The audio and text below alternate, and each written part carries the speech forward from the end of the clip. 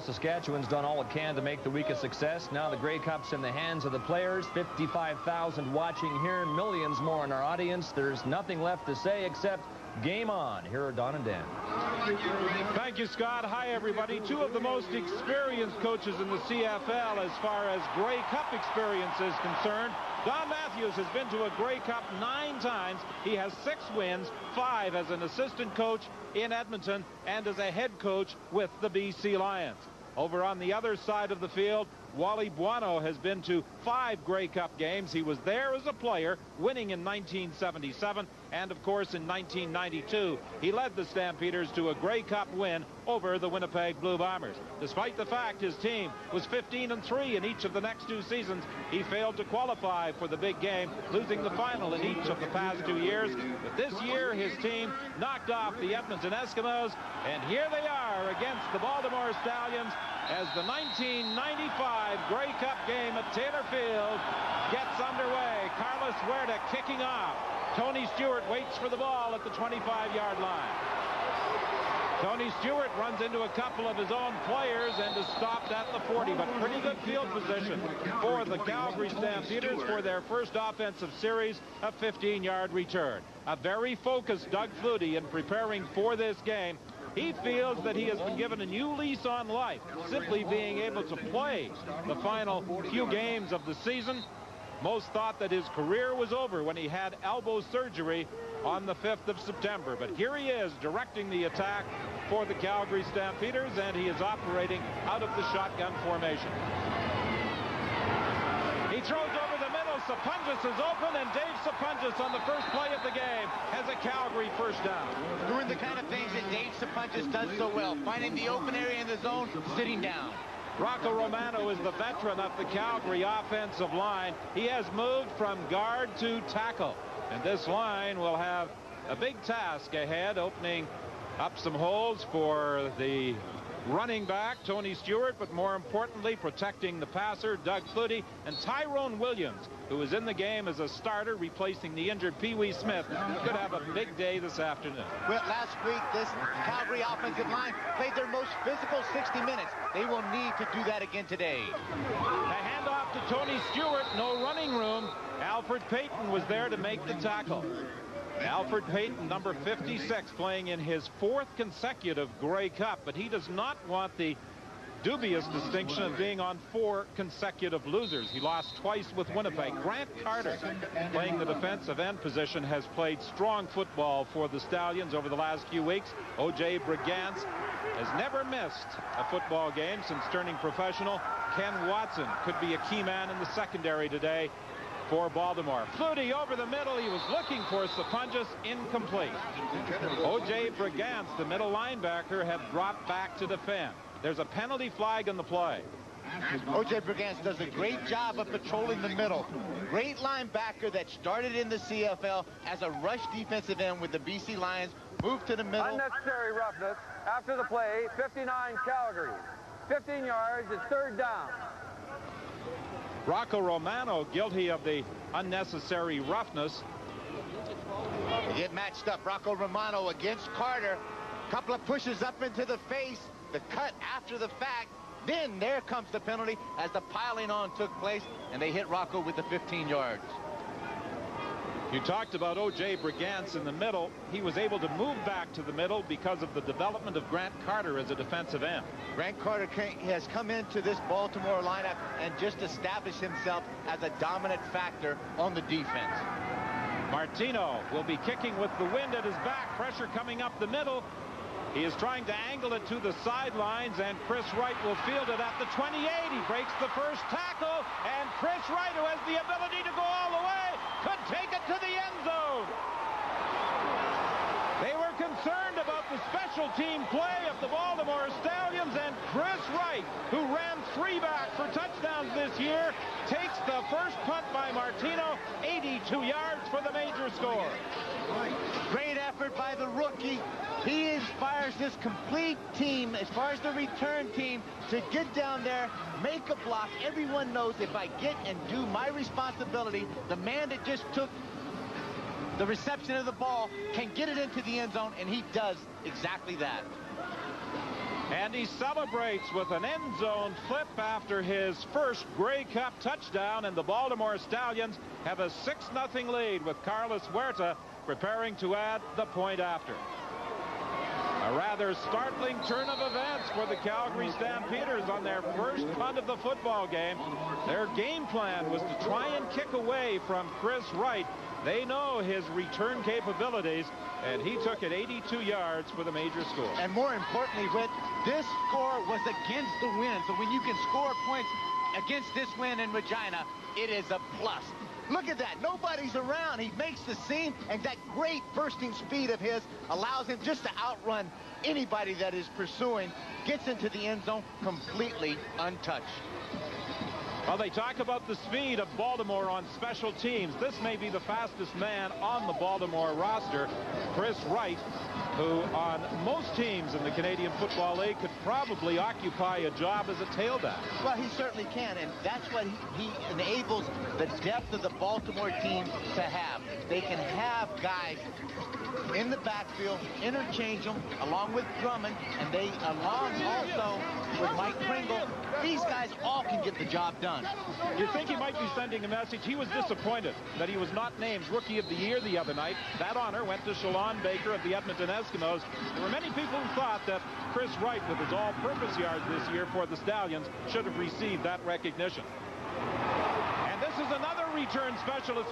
And the ball is fumbled. It comes loose. And Tony Stewart has lost it at the 47-yard line. And Wally Buono has to be shaking his head and wondering what is happening in the early stages of this 95 Grey Cup game. Some very serious pregame jitters that have been very costly for the Calgary Stampeders. Tony Stewart has had a history of coughing the ball up. Wally Buono during midseason had a very big heart-to-heart, man-to-man talk to him and told him the facts. Either you hold on to the ball or you're not going to be on this ball club. 17 yards on the return before he lost it. Baltimore takes over, 1st and 10 from the 48-yard line, and this is Pringle. He breaks the first tackle, and he spins his way for a gain of about 8. And this is what Calgary did not want to get into, Dan. 2nd and short situations. They didn't want Pringle running for 6 or 7 yards on 1st down. Tracy Ham, the quarterback for the Baltimore Stallions. And Tracy Ham has Mike Pringle to hand off to, but he can also beat you with his running. Twice as a member of the Edmonton Eskimos, he had back-to-back 1,000-yard rushing seasons. The next year, he was just 2 yards shy of a 1,000-yard season.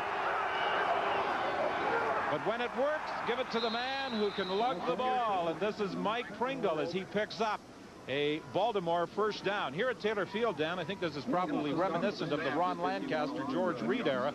Give the ball to number 34. Well, when you've got a guy in the backfield that does the things that this man, Mike Pringle, is capable of doing, why try to fight it? Give it to him. Let that big offensive line work up front. This guy picks you up 6 or 7 yards every time he touches the ball. It opens up big options, 2nd and short. When Pringle runs for 100 yards, the Stallions are 17 and 1. Pass on the sideline, they're ruling no catch.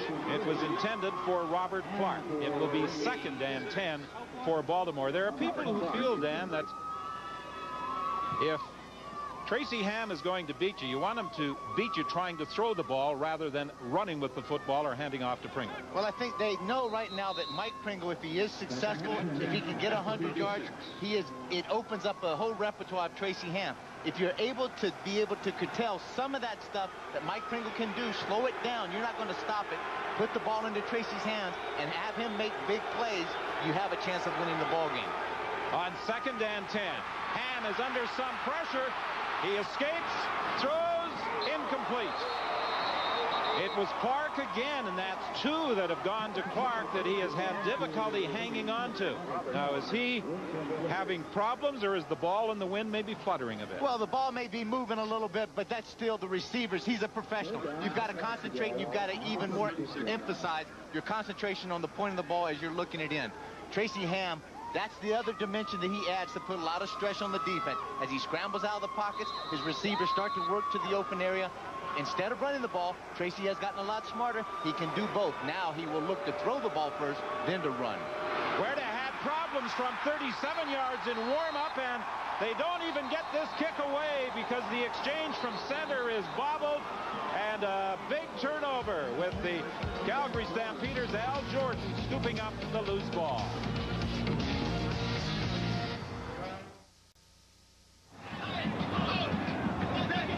You know, there were some people who questioned the decision to stage the 83rd Grey Cup Championship in Regina. Now some of those same skeptics are saying, when are they going to bring it back? Little low snap. Dan Crowley has a hard time fielding that ball, covers it up very smartly. Ray Biggs jumps on him quickly. Good turnover, could cause a little momentum swing for the Calgary Stampeders. Doug Flutie has to be able to score some points going with the win now. 10:22 the time remaining in the opening quarter. Wally Buono was saying that in the 2 games these 2 teams have played, once in each of the past 2 seasons, Flutie has been able to throw the football to his wideouts in particular, and this is Terry Vaughn. And Vaughn has a first down, taking it inside the 50 of Baltimore. Don, a lot of defensive teams, what they want to do is try to condense the field down and really plug it up inside and take away Sapunjas and Pitts. That leaves the wideouts open. Terry Vaughn and now also Tyrone Williams on the other side. It's imperative that they get open, and Doug Flutie has the time and, more importantly, the arm strength to get the ball there. Flutie operates out of the shotgun over the middle to Tony Stewart, and Stewart is going to be stopped at about the 41-yard line, but that will be a pickup of about 8 yards. O.J. Brigance came in to make the tackle. Now what's going to happen?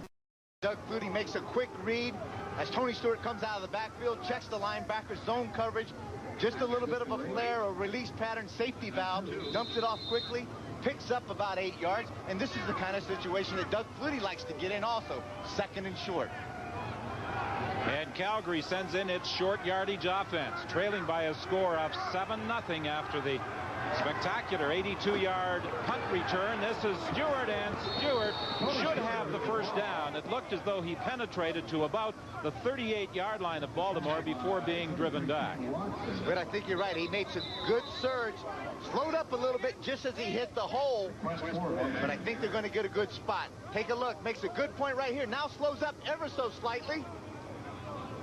And number 33, Ken Watson, comes up to put the hit on him. They'll go for a measurement. They're calling for a measurement. Watson played in the Canadian Football League in both British Columbia and Calgary, so he is somewhat familiar perhaps with the Calgary offense, but it is a first down for Calgary. You're exactly right. Watson played in '93. He had 17 games with Calgary, so he knows a lot about the offense, the receivers, their little idiosyncrasies that they like to use out there, and that could certainly help this Baltimore secondary. The ball is just outside the 38-yard line. It is 1st and 10. 3 receivers wide to the left. Flutie operating from the shotgun. Flutie looks over the middle, finds Stewart again. And Doug Flutie was telling us when we had a conversation with him on Thursday morning, Dan, that Tony Stewart could play a role in this game.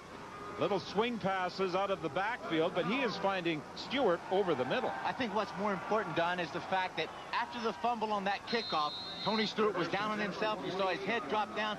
He's going to him right now to build back the confidence in Tony Stewart. 1st and 10, the fake inside to Stewart. Now Flutie throws deep for Sapunjas, and he got turned around. He was being covered by Anthony, and Sapunjas, who was named the outstanding Canadian in the CFL on Thursday night, got turned around as he was running the corner pattern. Good coverage by Charles Anthony to the inside. The ball is thrown to the outside shoulder of Dave Sapunjas. He's just unable to make that adjustment. The ball was thrown way past the outstretched hands of number 25. Ken Benson comes into the ball game, and Gerald Bayless goes out. Again, out of the shotgun. Flutie is forced to step out. Now Flutie is in some trouble. He throws into the end zone, jump ball, and it's well over the head of Pitts. Douglas Kraft, the corner, had dropped back with him, but Flutie was flushed out of the pocket. And Alfred Payton was saying that one thing he always had to be cautious of in his rush was making sure he contained Flutie. Well, That's the thing you have to do, and Alfred Payton is used to coming off the corner extremely hard, getting in the quarterback space extremely quickly. But what he needed to do was come up the field, have some containment, make sure that he had Doug Flutie go up the field, in front of him, back toward the pocket, then close it down. Mark McLaughlin, 220 points on the regular season. The 6th time in his career he has been over 200 points from 35 yards out, and this is good. So it's 7:41 remaining in the opening quarter here at Taylor Field. It's the Stallions by 4.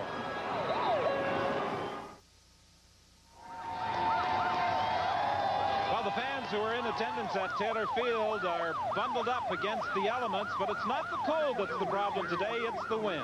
There's a lot of intensity right in the middle of the line. There's Maxey going one-on-one against Bobby Pandolita. Good right under the uppercut. Denny Chronopoulos comes over to take a little bit of shot just to protect his teammate. There's a lot of friction in between these two. Baltimore opting to scrimmage 1st and 10 from the 35 after the field goal by McLaughlin. A handoff to Pringle. Pringle trying to get to the outside, and he's forced out of bounds. Alondra Johnson came across to force him out. This is what this Calgary defense has to do to give themselves an opportunity. Get Pringle running horizontal along the line of scrimmage. Stretch him out. Do not let him hit the seam and get the ball up the field. Well, that's Calgary's style of defense, stretching things laterally.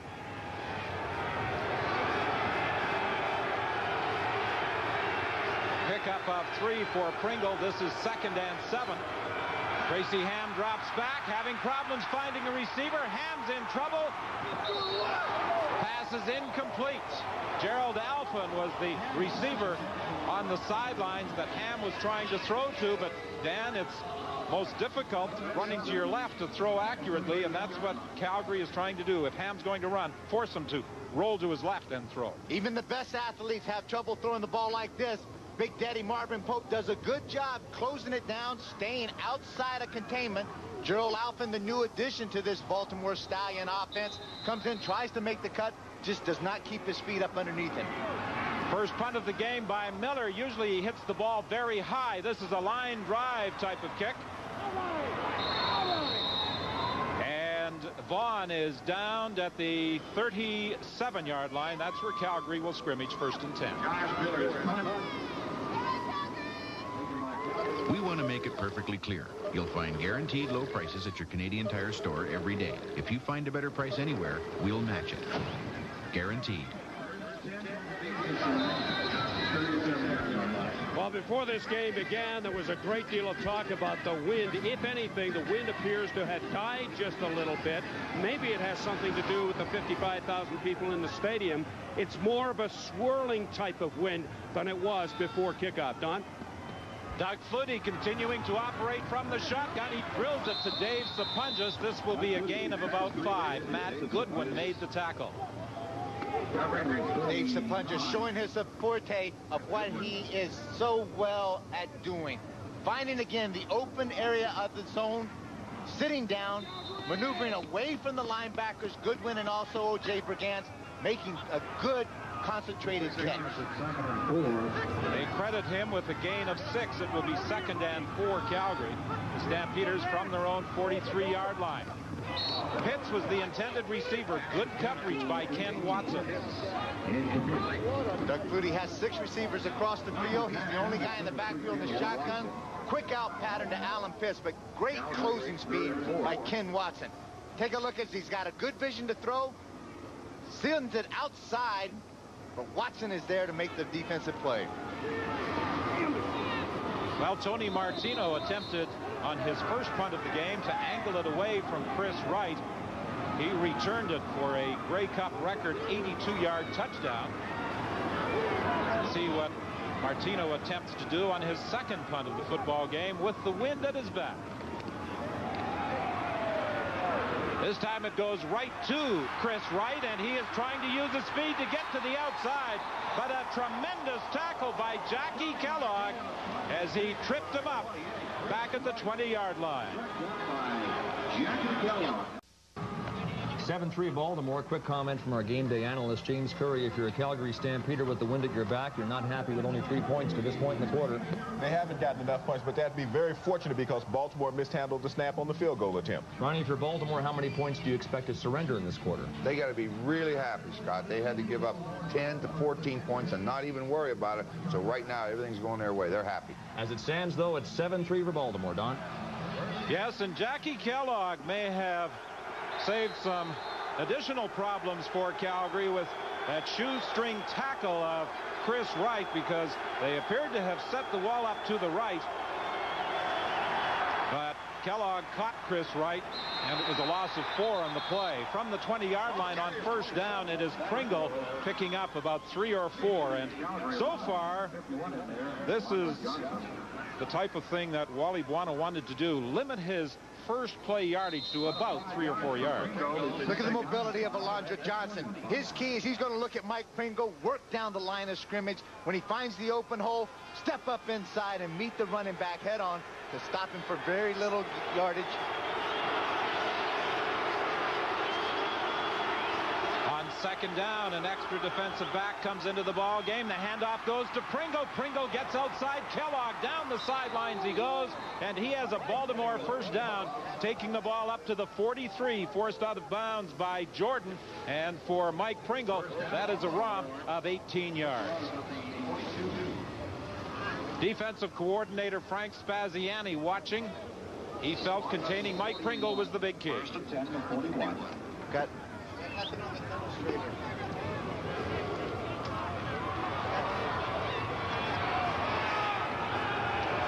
Marvin Pope loses the containment on the inside as he takes the inside route, and that allowed Pringle to get outside. And it's Pringle again. He tried to go wide, is forced to cut back inside, and may be limited to about 1 yard. Baltimore is going to use Pringle from a variety of sets. Offensively, they're going to move him around, running much the same play, but from a number of different positions. Big Daddy Marvin Pope against a big man, Neil Fort. Neil Fort tips the scales at 336.7. They do a great job of shutting it down and let those linebackers chase and make tackles. From the shotgun, Ham on second down, flips it out to Shannon Culver, and he is going to be stopped short of a first down by Kenton Leonard. 3:34 remaining in the opening quarter here at Taylor Field, with Baltimore in front 7-3. Out of the shotgun, Shannon Skinny Culver is his nickname. Quick out pattern. Tracy Ham having enough time to throw the ball on the spot. But number 30, Kenton Leonard, with great closing speed again, shuts it down before he can pick up the first down. A line drive punt by Josh Miller on his first punt of this opening quarter into the wind. He led the CFL this year in punting average, 47.7. And this ball hangs in the wind. It's taken by Coleman, and this draws a couple of flags. No yards will be charged against Baltimore. That's one of the problems you have when the ball hangs up. The players going downfield to make the tackle get caught in that 5-yard area. Well, it particularly does, and when this team is noted, the coverage team of Baltimore, for their great speed. No yards. Baltimore, 15-yard penalty, first down. It is imperative that once you get off the line of scrimmage and you use that speed to get downfield, you have to locate the football. A lot of questions here on the sidelines about how Doug Flutie's newly mended tendon will take these cold conditions. He has stated that he has to keep his arm in motion, keep it moving, Don, so it doesn't stiffen up. Well, he wants to keep it loose, and that was one of his concerns when he made his comeback in the final regular season game in Toronto, but he doesn't have any problems. And it is O.J. Brigance who has the interception. But are they ruling that Sapunjas had the ball and it was stolen away from him by Brigance? O.J. Brigance just made one of the best defensive plays that you have going to see in all of 95 season, as he took the ball completely away from Dave Sapunjas. Now look how Doug Flutie stands in the pocket, drills the ball inside. Dave comes down, the knee hits, and the ball comes into the hands of O.J. Brigance. They're saying Reception, Calgary. Ball is dead. As the knee hits, the left knee, O.J. Brigance took it away from him after he was down. Gantz did a nice job of stealing it from Sapunjas, but it is a catch for the Western Ontario product. A sideline pattern for Alan Pitts. It's incomplete. It will be 2nd and 10. Alfred Payton decked Doug Flutie just as he threw. Tremendous heat from Payton on the outside, and this is what this man does best. Little swim move, straight speed. Doug Flutie felt him coming, and as he threw the ball, sidearm and he's ducking away, the ball was off target. Payton had 18 sacks for the Stallions this year. 2 previous Grey Cup appearances with the Winnipeg Blue Bombers. Out of the shotgun, 4 receivers to the left. Flutie steps up, drills it to Sapunjas. This time he hangs on, breaks the tackle of O.J. Brigance and gets an additional 4 yards. Something they are working on. The pass to Sapunjas over the middle, trying to get in behind the middle linebacker, Brigance. And that's exactly what he did. He found O.J. O.J. took a look at Dave Sapunjas and was unable to react and come back toward the middle. Doug Flutie was able to throw that ball with great velocity down the field. Dave Sapunjas with another excellent catch. Again, 3 receivers to the left. Flutie rolls in that direction, throws deep for Pitts, incomplete. And Watson again defending against Alan Pitts. It will be 2nd and 10 Calgary with 1:30 remaining in the opening quarter, and the Stallions in front 7-3. Alan Pitts will get into a battle every time that he gets off the line of scrimmage. Ken Watson 1-on-1 against him. The ball goes through the hands of Alan Pitts. A catch that we would normally see being made by one of the best receivers in the CFL. A 4-receiver set left this time as Flutie is in the shotgun. 2nd and 10 Calgary. Flutie steps up. He may take off himself.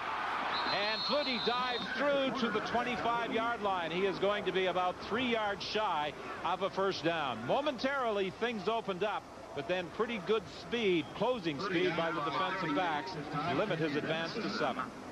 Good coverage downfield by the Baltimore Stallions. Doug Flutie feels the heat. Now he comes up and does what he does best. Starting to run with the ball, and you can see how his feet slipped out from under him. Matt Goodman comes by, takes a hit, makes just a small hit on the back of the hip area. He's limping. Doug Flutie with the helmet, and Doug felt that. Flutie remains in the ball game to hold for Mark McLaughlin, but he is still favoring his right hip. This will be a 32-yard field goal attempt. The kick is up, and it is good. And the Stampeders, after falling behind 7-0, following the 82-yard punt return by Wright, are now within a point. But Flutie comes to the sidelines. Jeff Garcia is there to talk to him. There's athletic therapist Pat Clayton, and he is limping and appears to be in a great deal of discomfort, favoring the right hip. Well, let's take another look at it as he slips down just at the last minute. It's the left knee of Goodwin that comes in, and it gets Doug Flutie right in the small of the back area. Take a look. Watch the knee come in. Boom, there it is. Little shot, and Doug Flutie really felt that. Pat Clayton, as you said, the trainer's taking a look at him on the sideline. Doug puts the jacket on, try to keep that arm nice and warm. From the 35-yard line, it's 1st and 10. Swinging it out to Robert Drummond, and Drummond will be close to a first down, forced out of bounds.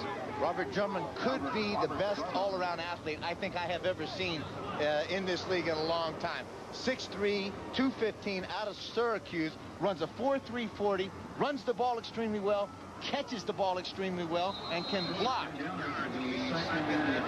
But he hasn't scored a touchdown this year, which comes as a surprise when you talk about his catching abilities and his running abilities. But when they run the football, Mike Pringle is the man who gets the call most of the time. 2nd and short, and Tracy Ham calls his own number for the Baltimore first down on what should be the final play of the opening quarter here at Taylor Field in a 7-6 Grey Cup game with the Baltimore Stallions leading Calgary.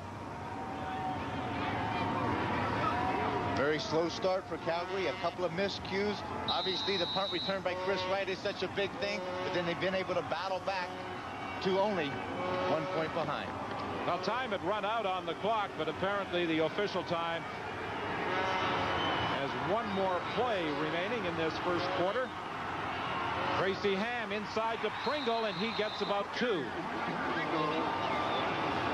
Will Johnson was in on the stop for Calgary, and that is the end of the opening quarter, with Baltimore leading by a score of 7-6.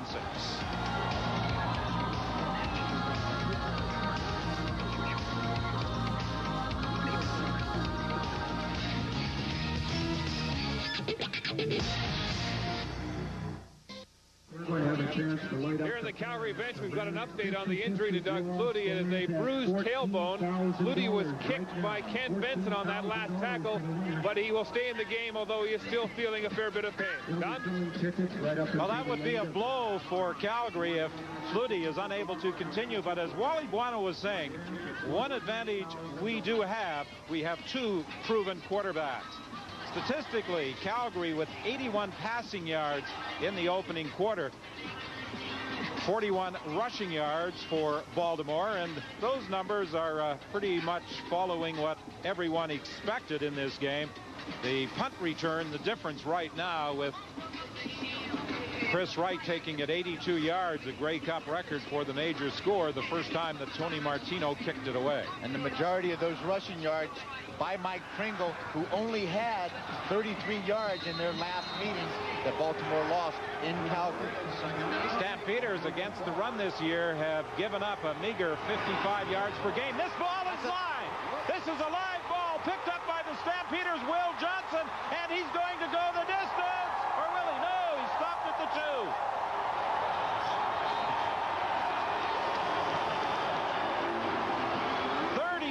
Yards as that swing pass was mishandled, and Will Johnson picked it up.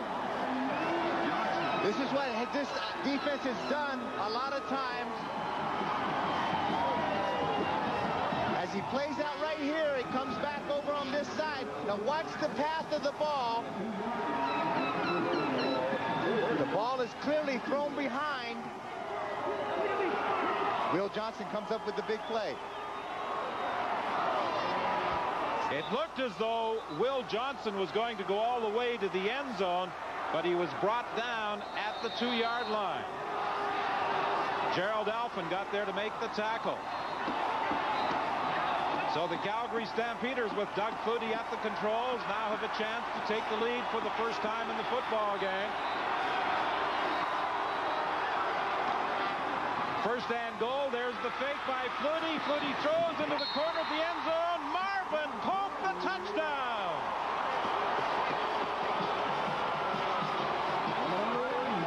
The short yardage offense, and Marvin Pope, the most unlikely candidate on the receiving end of the 2-yard throw from Doug Flutie. But it is his second reception touchdown in the course of the 95 season, and they've used him exactly like this earlier in this season.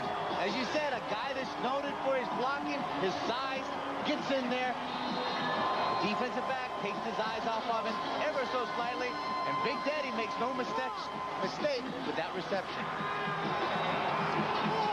So the Calgary Stampeders have taken the lead, and now Mark McLaughlin will attempt to add to the Calgary total, and he has the 13th point of the game for the Stampeders with 1 minute gone by in the second quarter.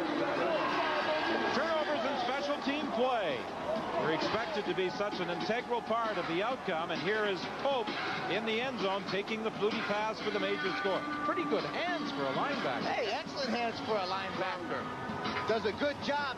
Doug Flutie's able to buy that extra time, getting outside, breaks the containment, and look at the good feet that Marvin Pope does, and a very excited Wally Buono and John Huffnagel, the offensive coordinator, right behind him. And after every Calgary touchdown, the Stampeders have Ricky, ridden by Karen Drake, gallop the length at Taylor Field.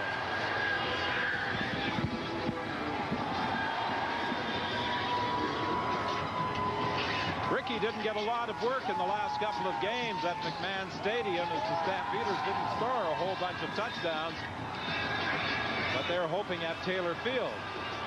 After going to the expense of bringing Ricky to the 83rd Grey Cup game, that the horse will be galloping up and down the length of Taylor Field. See if you can get that horse lathered up real nicely through the course of this football game. Now, there's not much doubt who this crowd is supporting at Taylor Field. It's almost like a home game for the Calgary Stampeders. Mark McLaughlin's kickoff taken by Chris Wright. Chris Wright gets to the sidelines, and then he's corralled as he brings it back to about the 45-yard line by Kevin Reed. Tracy Ham's numbers so far through the course of this game, 2 for 5, and he hasn't thrown a lot of passes against the Calgary Stampeders. The last 2 playoff games, he's only had a total of 38 attempts. 22 of them he has completed. But when you've got a guy in the backfield named Mike Pringle, you don't need to throw the ball that much, just enough to make the defense respect you. 3 receivers wide to the right. Ham throws to the sidelines, and he has got Robert Drummond open for a Baltimore first down. Many times when the Stallions throw that little swing pass out to Mike Pringle, they throw the ball behind him, and that's what they did when Pringle fumbled and Will Johnson scooped it out. He's playing a 3-deep zone. Coleman goes to deep. Anthony McClanahan does not get out to the flat. Tracy Ham has a quick release, gets the ball out to Drummond very quickly, and he's able to pick up significant yardage. 18 yards for Drummond. On first down, Ham with time, throwing to the sidelines. He's got Clark open, and Clark has a first down. That's a long throw, sometimes a dangerous throw out into the flat. Well, it really is, and that is the throw that the Calgary defense says, I'm going to give it up. If you want to take it and take the chance of throwing it, look how long the ball hangs out there. But there is no Calgary defender reacting quickly to it, and it allows Baltimore to make a big gain. To the 23-yard line, first and 10, Baltimore. 12:50 remaining in the second quarter. 4 receivers to the left. Ham rolls to his right. A quick pass intended for Drummond. It bounced in front of him. It will be second and 10. Matt Finley came on a blitz from the middle linebacking position and got in Tracy Ham's face very quickly, forced him to throw that ball off balance and a little lower than he wanted to. Matt Finley contemplating retirement. He has suggested that this might be his final game as a professional, and he would love to go out with a Grey Cup ring on his finger.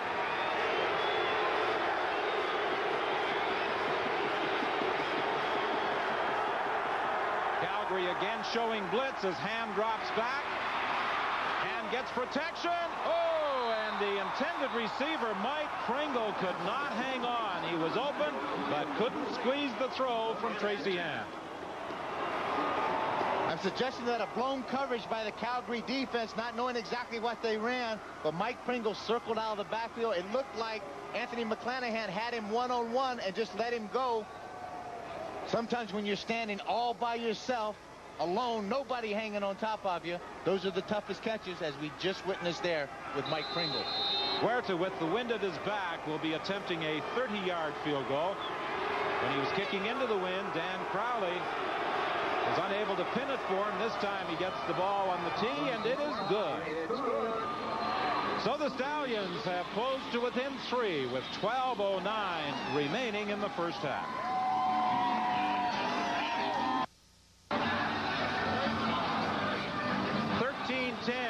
Calgary leads with 12:09 remaining in the first half, and the Stampeders will scrimmage from the 35, first and 10. Dave Sapunjas has twice been named the outstanding Canadian player in the Grey Cup game, 91 and 92, and he has started this game very strongly, Dan, and one of the reasons for his success, he seems to find the hole in the zone so well. Well, Dave takes advantage of his athletic ability to get off the line of scrimmage quickly, read defenses extremely well, and then turn around, find the open area, sit down, and make himself a big target for Doug Flutie. Flutie throwing down the sidelines. Sapunjas in a battle, incomplete. Ken Watson had dropped back in coverage against Sapunjas. Dave Sapunjas gets off the line, turns, He has the head exactly where he needs it. The ball slightly thrown behind him. He makes a good effort to try to come back, but there's excellent coverage downfield by Ken Watson, who was there step for step. Sapunjas during the regular season had a career year, 111 catches for 1,655 yards. He lines up to the right. Flutie dumps it off over the middle. And Sapunjas takes it to the 40-yard line. That will be a gain of 5. Tracy Gravely came up to make the tackle, and that forces the Stampeders to kick it away. Now watch, he's going to come off the line quickly, slide back underneath Alan Pitts. It's a delayed screen. Look at the offensive lineman downfield trying to get a block. There's Rocco Romano, the right tackle. Jamie Crystal out there trying to make something happen. But this Baltimore defense has such great team speed, reacted extremely well to it. Well, let's see how Martino handles the wind for the first time. In pregame warm-up, he was kicking pretty good into the wind. As a matter of fact, he boomed a couple of about 45 or 50 yards. Ball that bounces is mishandled by Wright, I should say, and he manages to get it back and then is down to the 38-yard line. There is also a flag on the play. Same thing pertains to the Calgary coverage team as they are kicking into the wind. Get off the block, get off the jams, use your speed, get down the field, but you have to pick up the football. No yard. Calgary 87. 5-yard penalty. First down. Kevin Reed was the man who was quickly downfield in that 5-yard area, resulting in the no yards penalty.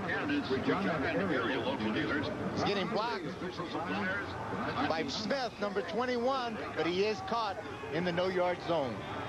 First and 10 Baltimore. The Stallions are at their own 43-yard line. 10:40 remaining in the first half. They trail by 3. Ham drops back. Ham is able to escape. There's a penalty flag on the play, and when it occurs in the backfield, this usually means offensive holding. I think you're going to get exactly that there, referee friend. Number 66, Neil Ford, I think is going to get called for holding against Marvin Pope. Dave Ewell, the referee this afternoon, explaining the options to the defensive captain, Matt Finlay. Few snow flurries falling at Taylor Field. Not a lot of thought in this. I think right now they're going to talk to Matt Finlay. He says, take it back. It's either face mask or holding. Major foul. Face mask. Baltimore 64. 15 yards. First down repeated. Mark Dixon, the guilty party. A face mask call against the Stallions. This is the play that I saw. Will Johnson working off the sideline, coming off the corner extremely hard. Neil Fort with the hand up in the face. That could have been called also. First and 25 now for the Stallions. Ham swings it out to Pringle, looking for some blocking help, and he is upended. Pass is good to 27. Drummond was out trying to block for him, and Coleman was one of those who came up to defend against Mike Pringle. From a defensive philosophy, if you force Tracy Ham to have to dump the ball off to Mike Pringle coming out of the backfield, you've won the battle. Mike Pringle is the guy that's going to run the ball, and if they're not throwing it downfield to their receiving threats, dumping it to Mike is a victory for Calgary. Ham is throwing deep for Culver, and he overthrew him. Gerald Vaughn had dropped deep with Shannon Culver as Ham was attempting to strike with the wind at his back with 9:38 remaining in the first half. Shannon Culver was a receiver that came into the Baltimore organization last year, played one game and decided to leave on his own. I think he showed a lot of immaturity from talking with Don Matthews. This year he has come back to this ball club, contributed, and has really showed some maturity in the 95 season. And Josh Miller has tremendously improved his kicking this year, mainly due to an off-season workout program where he improved his leg strength. Terry Vaughn waits for the ball back at the 20-yard line. And good downfield coverage. Alvin Walton was the first to make contact with him. A 54-yard kick for Miller, 6 yards on the runback. 9:15 remains in the half.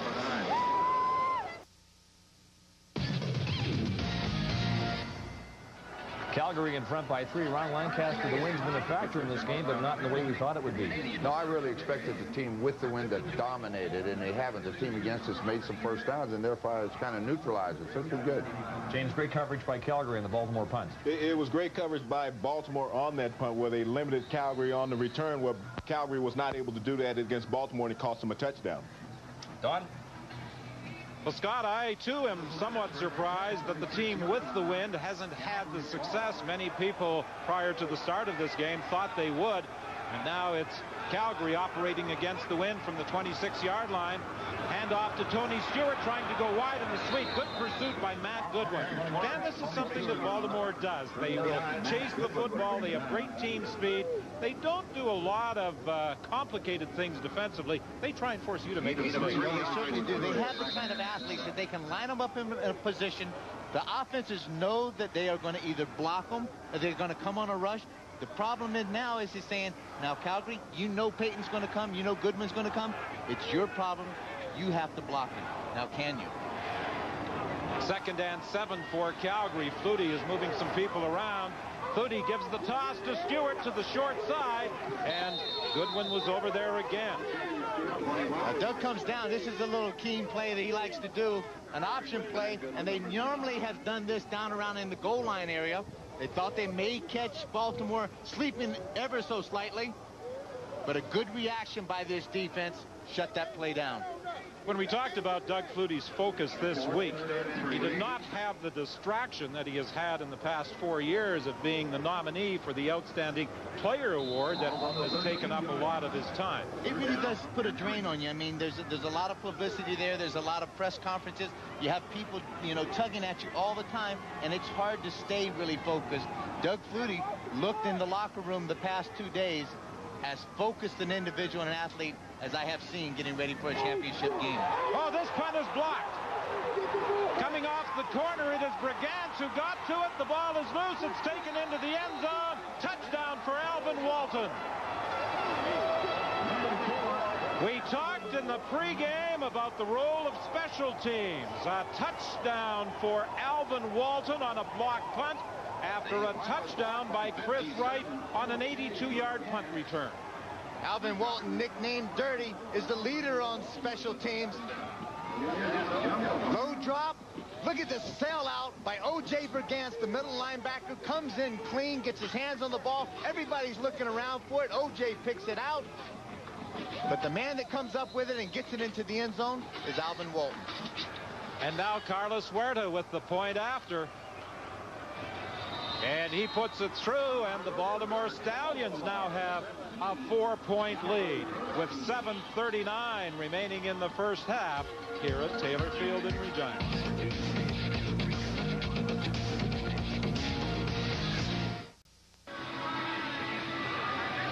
O.J. Brigance, who told us this week that the focus of the Baltimore Stallions different this year than last year, and he certainly had his focus as he came in to block this 3rd down punt by Tony Martino.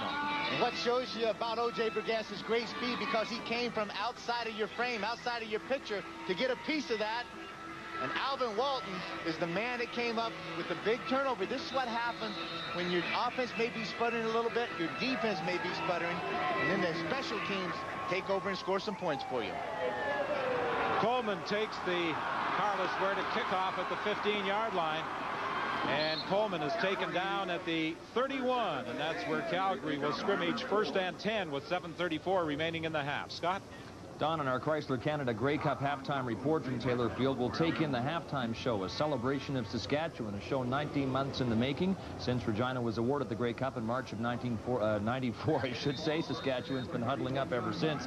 We'll analyze the first half, and I think we could be talking a lot about specialty teams, which have accounted for all of Baltimore's points. Don?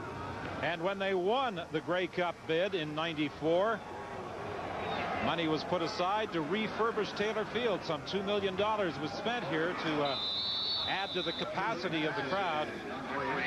The Flutie pass blocked by Alfred Payton before he could get it to his receiver. And we talk about focus and players who are ready for this Grey Cup championship. Alfred Payton, definitely one of them. Well, you saw earlier where he says, I will not accept losing. Alfred Payton gets upfield. As soon as he sees the ball thrown, SWAC, his nickname is.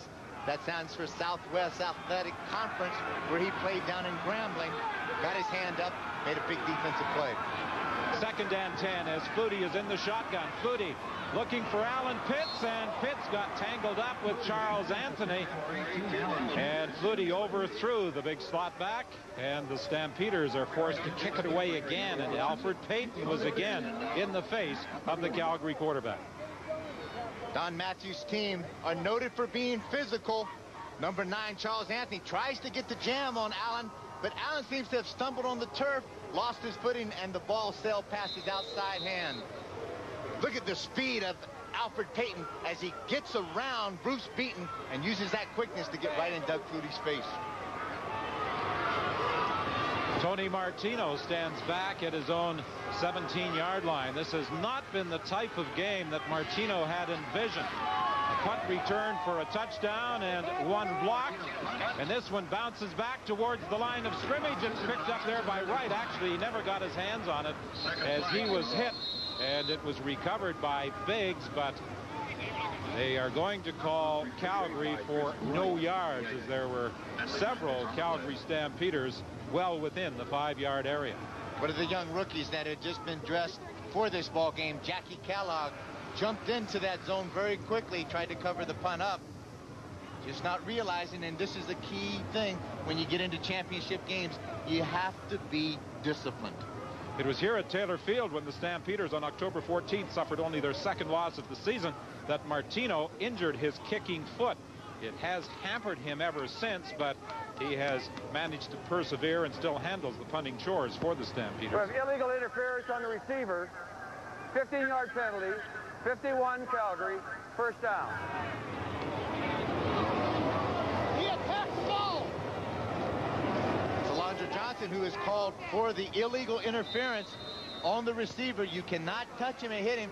You have to allow him an opportunity to field that punt. So that improves the Baltimore field position. They will scrimmage 1st and 10 from the Calgary 40-yard line. 6:14 remaining in the first half here at Taylor Field in Regina. 3 receivers wide to the left. The handoff goes to Pringle. Pringle inside is hit and then driven back. Dan, one of the problems Pringle has had, even though he led the league in rushing this year, is that he is sometimes a little impatient. The offensive linemen were saying they sometimes have sore ribs from him running right into them. Well, it's hard to say, like, Mike, slow down your takeoff a little bit, make it a little slower so that you can hit the hole. I'll get my block. Great blocking up front by Shar Perdanish. This guy's last year the CFL's most outstanding lineman. Yes, he was the outstanding lineman last year. Right next to him, Mike Withacombe, the outstanding lineman this year. Tracy Ham with all sorts of time. Now he's flushed out, throws over the middle, and it's incomplete. Robert Clark was the man that Tracy Ham was looking for.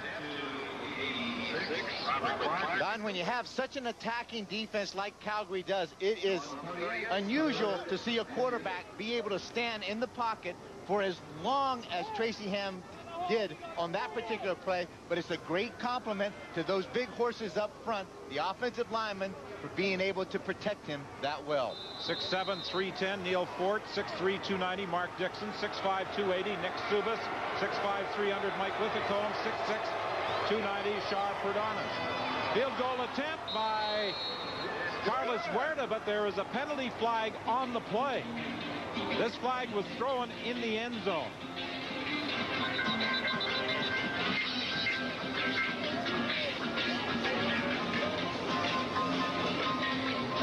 Possibility of an illegal substitution could be the call.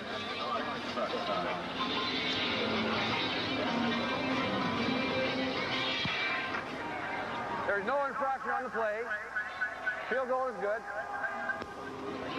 I think in counting the number of players, there may have only been 11 Calgary Stampeders on the field. But the Baltimore Stallions are going to take the field goal as they increase their lead to 7. We want to make it perfectly clear. You'll find guaranteed low prices at your Canadian Tire store every day. If you find a better price anywhere, we'll match it. Guaranteed. The event Saturday will have your article complete for you. From high above, we see Taylor Field with a capacity crowd watching this 83rd Grey Cup game.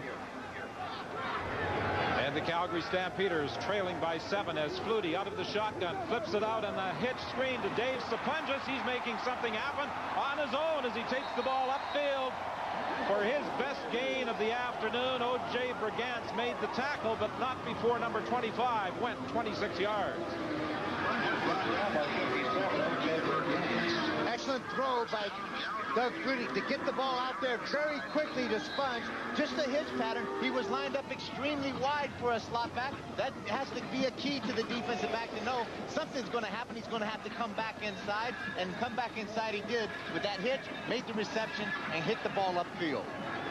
First and 10. The ball is at the Baltimore 48-yard line. This time 4 receivers line up wide to the left.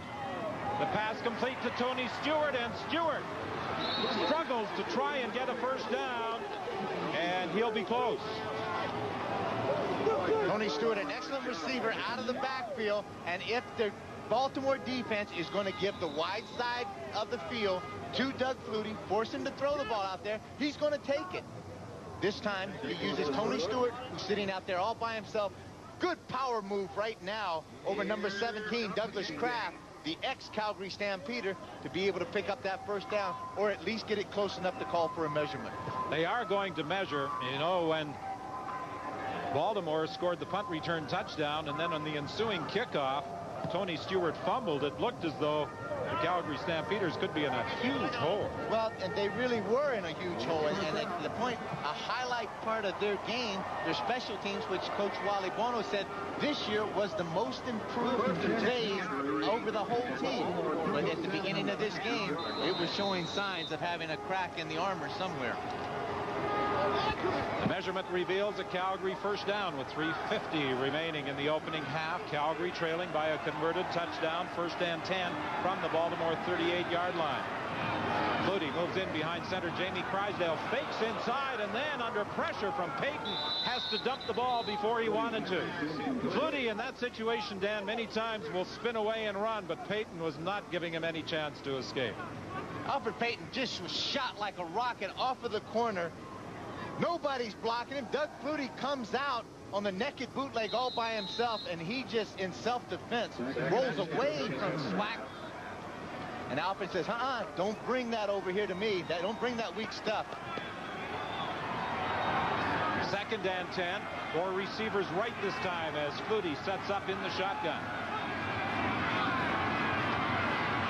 Flutie is flushed out of the pocket. He gets away from Maxey, now throws deep along the sidelines. And he was looking for Pitts again, and Chris Johnson, the safety, came over to defend.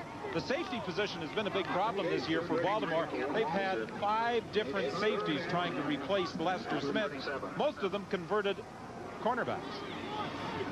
And that cornerback right there is Johnson, who made a great attempt at the closing speed, picking up the ball in the air, breaking on it, and making a super defensive play.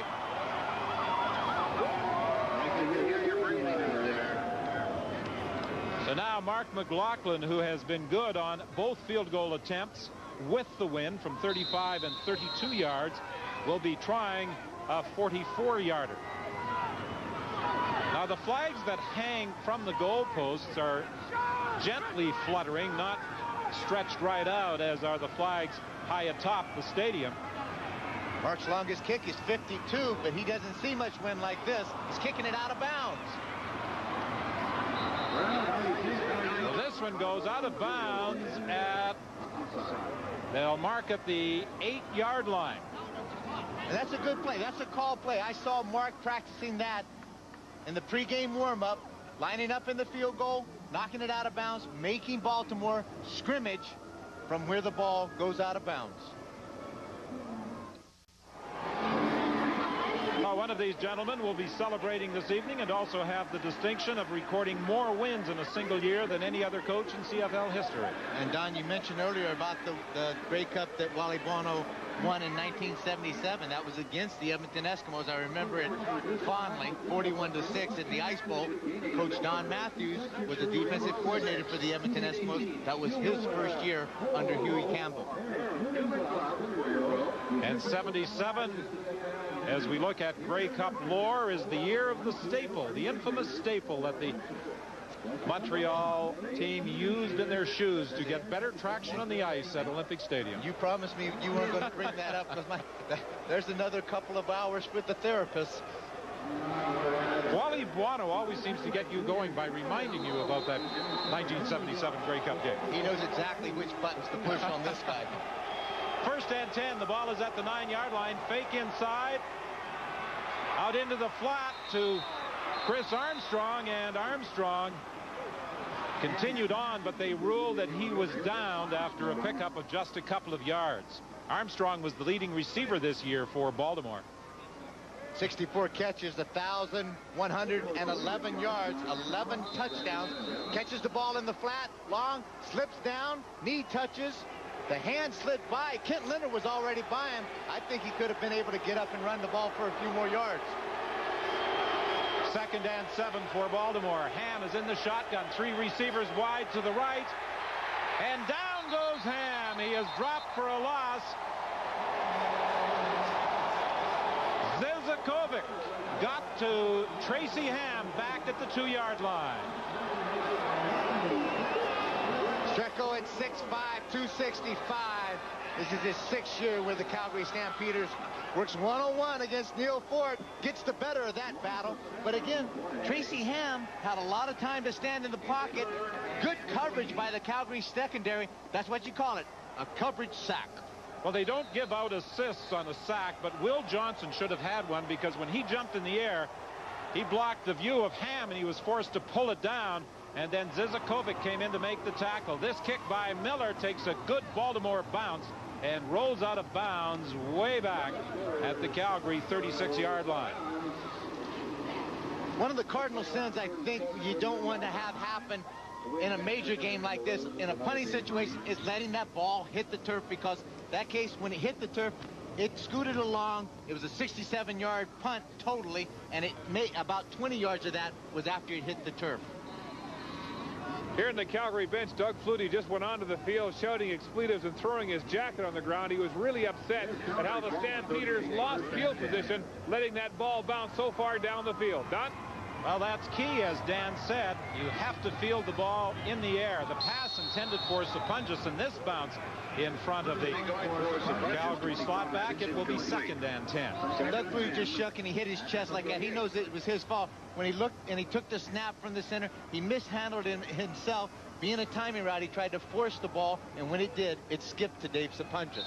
He looks over to John Hufnagel for assistance in calling the next play. 2nd and 10 from the 38. John Hufnagel, the offensive coordinator. All sorts of rumors about Hufnagel and the possibilities that he will be offered a head coaching job somewhere in the Canadian Football League next season.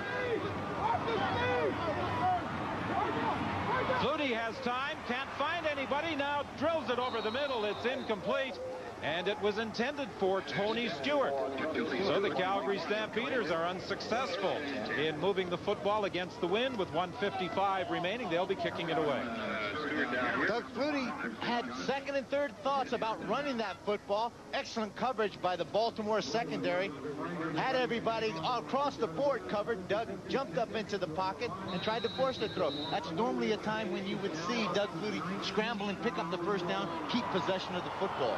Flutie has missed on his last 4 pass attempts, and now Tony Martino stands back at his own 24-yard line for this 3rd down kick.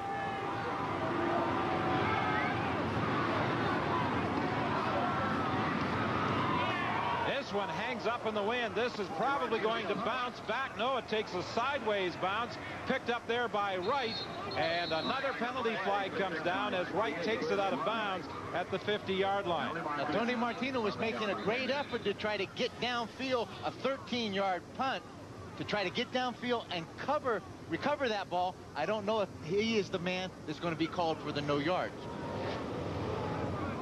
And in fact, once they work it out, if they find out that it is Tony Martino that was in the zone, then obviously it would not be a no yards penalty. Calgary 83, 5-yard penalty, 1st down.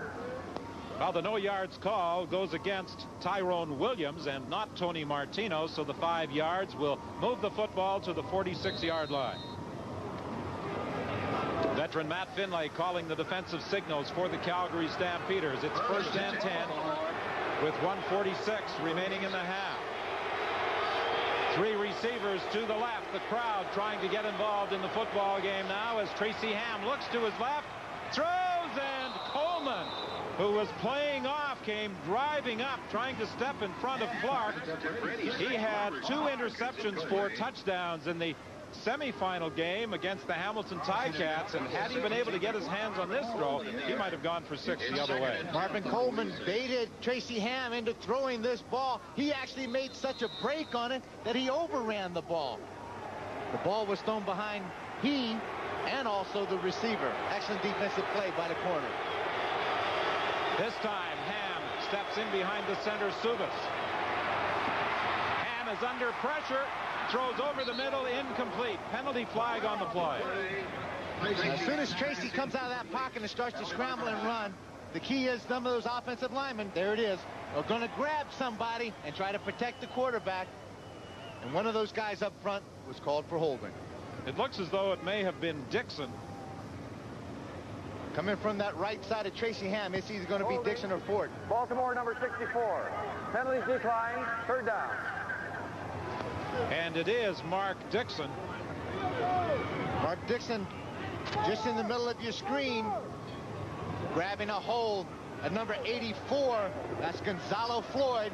That is the only reason why Tracy Ham was able to see as much of the field downfield that he was, and to be able to try to attempt that pass. This could be a Grey Cup record. A 53-yard field goal attempt by Carlos Huerta. He certainly has the leg for it, Britt. It's good. And Carlos Huerta etches his name into the Grey Cup record book. Last week, he established a playoff record with 7 field goals, accounting for all the points as Baltimore defeated San Antonio in the South Division final. The previous record, Dave Cutler, a 52-yarder, a former teammate of yours. And this is the 4th field goal in Grey Cup history that has been kicked from beyond the 50-yard line. He has a very unique address to the ball, a couple of jump steps, and then that powerful leg of this young kicker gets it through for the record field goal. And more importantly, as you said, he was having some trouble with field goals kicking into the wind at the beginning of the game. Hand off inside to Stewart, and Stewart is going to have 8 yards before being tackled by Charles Anthony with 1:25 remaining in the half. The Stallions now in a 10-point lead. Calgary got this ball at the beginning of the second quarter. They were ahead 10-7. That changed the philosophy probably of Doug Flutie and what he could do going against the wind. Now when you're behind 23-13, you need to try to score some points and make some things happen. You're going to have to throw the ball downfield. On 2nd and 2, Stewart is going to be denied the first down by Matt Goodwin. And so Calgary will be forced to send out the punting unit. At least we anticipate that will be the decision of Wally Buono. He may opt to go for it. Well, he's showing some great faith at that time with his big offensive line up front, trying to be aggressive and saying, look, I have confidence in you. Get off the ball. Let's pick up the first down. Baltimore said, no way, this defense is going to stop you, and they shut down Tony Stewart before he could come close to the first down marker. And Calgary has called a timeout, and Doug Flutie moves over to the sidelines to confer with both John Hufnagel and Wally Buono. This could be a huge gamble at this stage. It's 3rd and more than a yard. Well, what I may see you do is take a guy like Doug Flutie, instead of doing a quarterback sneak, this is a fairly long play, take it and just do a quarterback sweep around one of these ends and just go for the first down. And you're absolutely right. It's Doug Flutie running the ball. He's got Crysdale leading the way, and he's got the first down. Well, not exactly the way I said it, but what he did, he play action inside. He came out on the bootleg, and that gives him the option of either running the ball to pick up the first down or throwing it. This time he decided to run it. Take a look. Good fake inside. Stewart Jamie Crysdale, the center, is the man that's going to lead him out to pick up that first down, keep possession of the football.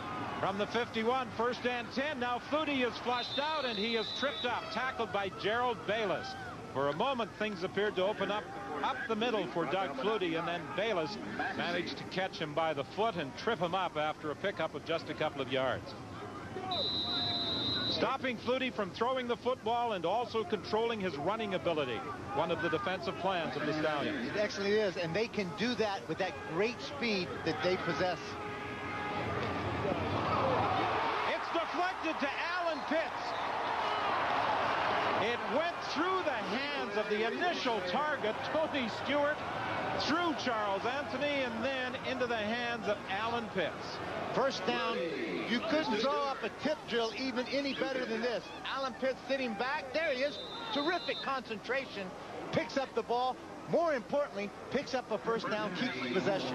30 seconds remaining in the half. Flutie operating from the shotgun. Penalty flag on the play, and down goes Flutie. Demetrius Maxey brought down Doug Flutie, and it is going to be a penalty call, it would appear, against Calgary. Illegal procedure against Calgary. Ladies and gentlemen, the boys and girls, the stairway illegal are very procedure. slippery, so please Calgary 18. use caution. Penalties declined. Second down.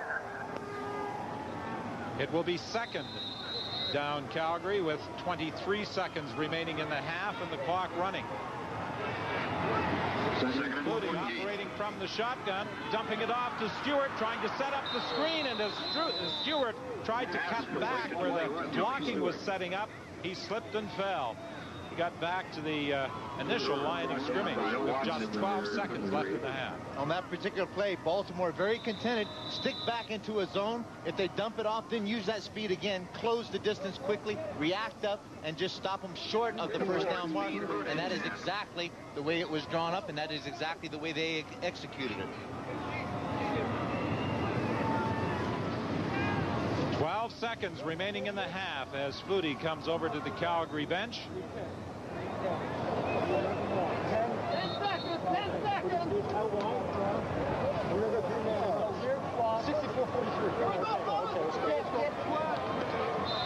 64-43, the numbers that John Huffnagel is barking out there. We'll wait to see how that play develops. But it's initially that they're going to have to get the ball downfield, probably 10 to 15 yards and out of bounds to give Mark McLaughlin an opportunity for a field goal. To the sideline, Terry Vaughn could not hang on. 7 seconds remain, and the Baltimore Stallions send out their offensive unit.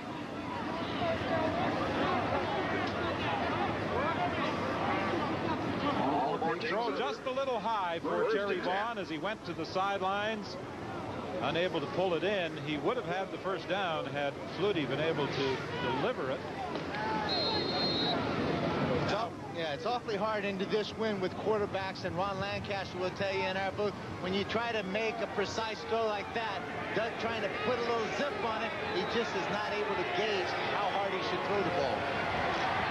Tracy Ham on the final play, or close to it, of the half, looking over the middle for Chris Armstrong.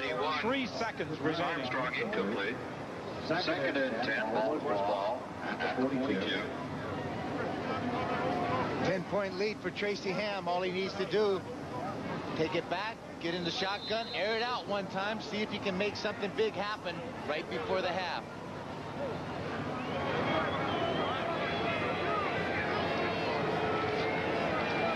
And sends his receivers deep, looks over to the sidelines. Robert Drummond has the ball, and Drummond is stopped as he gets to the 47-yard line on what is the final play of the first half here at Taylor Field. And the Baltimore Stallions head to the dressing room with a 10-point lead. Special teams accounting for 2 of the Baltimore touchdowns. Down to the sidelines, here's Steve. Thank you, Don. With you now is Don Matthews. Don, a thought from you on the first half. Well, you know, this wind is really making it a funny game, and the the disappointing part from our point of view is I know Calgary's going to have the win in the fourth quarter, so this third quarter is very, very vital for us to put some points on the board. Don, if you had to give the game ball away to any part of your team right now, it would probably be your special teams. Well, yeah, that's right. Special teams is part of our team, though, and we always keep it in the team concept. Don, good luck in the second half. Thank you very much. Don Matthews, the head coach of the Baltimore Stallions, goes to the dressing room with a 10-point lead. Scott, to you. All right, Steve, so it is Baltimore sitting on a 10-point lead at halftime. Stand by now for the Chrysler Canada Grey Cup halftime report.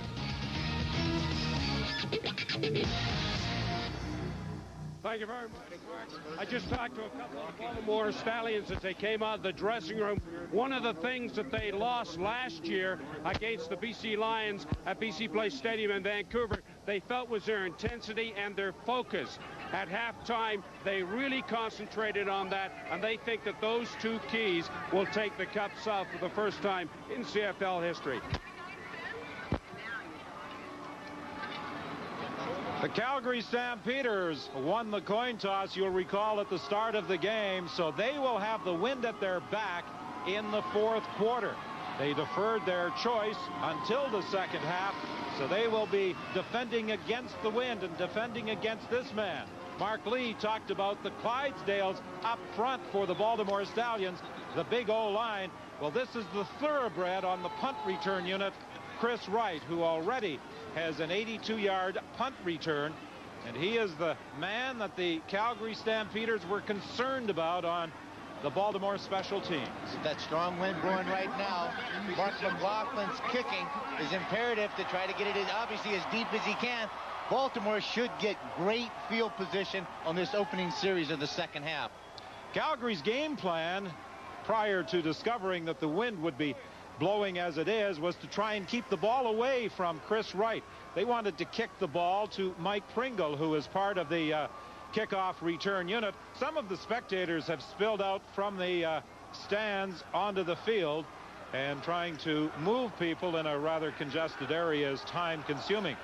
But they wanted to kick the ball to Pringle. That basically was their game plan, Dan. Try and wear him down, put some punishing hits on him on special teams on kickoff return, but so far they've not been able to do that. Well, they certainly haven't. They felt if they did get it into Pringle's hands and had enough time and an opportunity to take a couple of shots at him, then Mike would have to line up, go 1st and 10 or 2nd and 10, whatever it may be, and run the ball normally. The more you can beat him up, hopefully that you can wear him down. But Mike Pringle shows to be a true challenge to that test. He is not wearing down. And the wind continues to blow every bit as strongly as it was at the start of the game. Normally it subsides later in the day in Regina. Statistically, the Calgary Stampeders have the edge, but the Baltimore Stallions have the 10-point advantage. 146 net yards for Calgary, 101 for Baltimore.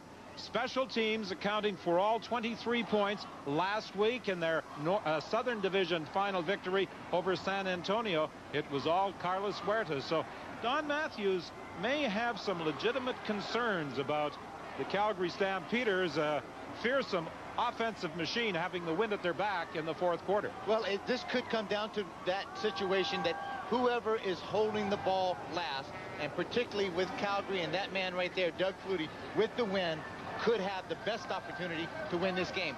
First and foremost, that guy has to score some points, and imperative that he scores some points in the third quarter going into the wind, and their defense has to come up big against Baltimore, and at least if they can keep them to that 23-point mark. Well, still security concerns in the west end zone, where spectators are trying to make their way into the seats that have been specially constructed for the Grey Cup. Taylor Field, as I mentioned earlier, refurbished at a cost of $2 million. And if you're wondering about Taylor Field and how it got its name, it was christened in 1947 in honor of Neil Hiffles Taylor, a player, coach, and executive with the Regina Rugby Club, as it was known at the time. And he, I don't think, ever dreamt that Taylor Field would look as it does today. Scott?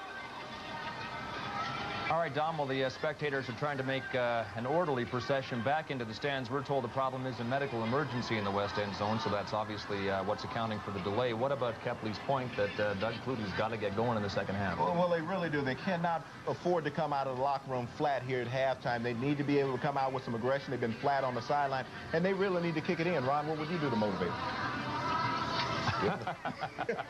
I'll tell you what, no, you got to get something going, but I'm going to tell you, don't try to run Tony Stewart. They're not running.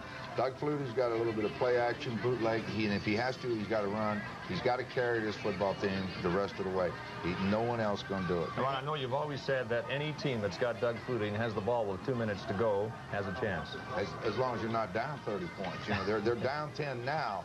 You know, this is a big quarter. Coach Matthews realizes it from his side, but it's even bigger for Calgary. When you're down 10, you can't afford to go down another 10 or 12 points going into the fourth quarter. And that's one of the things that we spoke about. Would Doug Flutie run the football? And he only really ran it one time in the first half. He picked up a first down on the second and short. But Doug Flutie needs to be able to carry the football in the second half. All right, Mark Lee standing by on the field. Mark? Thanks a lot. The delay here at Taylor Field has been caused by an unfortunate incident just at the end of the half. A fan in these bleachers down here suffered a heart attack. They had to move thousands of people out of the stands to get this person out of the stands and to the hospital, and so that's why there's a delay. Now they're trying to move the people back into the stands, and they're crowded towards the far end of the end zone. Let's go back up to the booth, Don. Well, it looks as though we are, again, just about set to resume play in the second half. This crowd of 55,000 at Taylor Field, the second time this stadium has been filled to capacity. On October the 14th, they jammed this facility for a regular season game as the Saskatchewan Roughriders handed the Stampeders only their second loss of the season by a score of 25-20. Doug Flutie was not in uniform that day.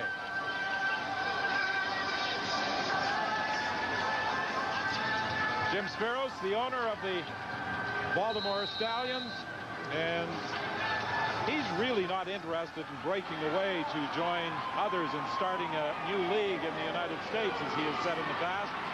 And he would like to see his Stallions wind up by taking the Grey Cup home to Baltimore or wherever the team might be located for next season. Wright brings the ball back to the 44-yard line, a 16-yard run back after a 47-yard kickoff. And Baltimore, with the wind at the back, has been playing on a short field most of this game. Well, they really have. They've been playing on a short field on 2 occasions because of the wind and also because of Chris Wright. Here you see the matchup and the numbers on Flutie and Ham through the course of the first half.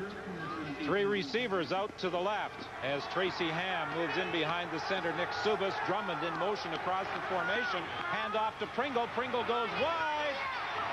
McClanahan made the first contact with him but wasn't able to bring him down, and then Marvin Coleman forced Pringle out of bounds.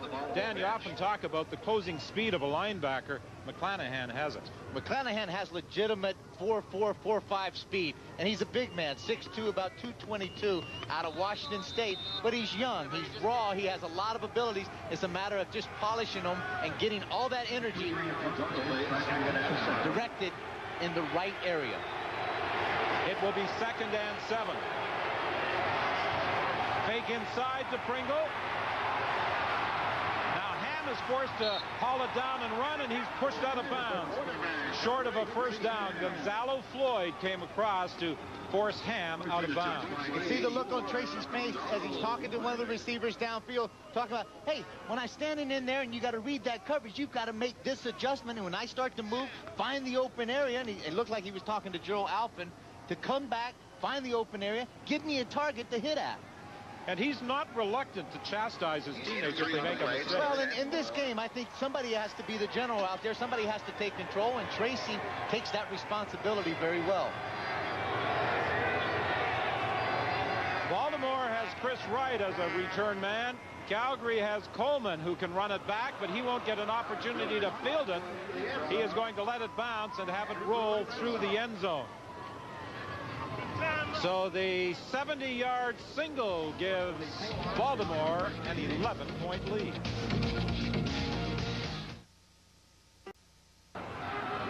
Another spectacular view of Taylor Field as we continue with our coverage of the 83rd Grey Cup game. Following the game, Chrysler Canada will present the Chrysler Canada Most Valuable Player of the Game, and he'll get a 1996 Dodge Ram Laramie SLT pickup. Early candidates include Chris Wright, Alondra Johnson, and Don Maybe the coin used in the pregame toss, providing Calgary can do something with the wind in the fourth quarter.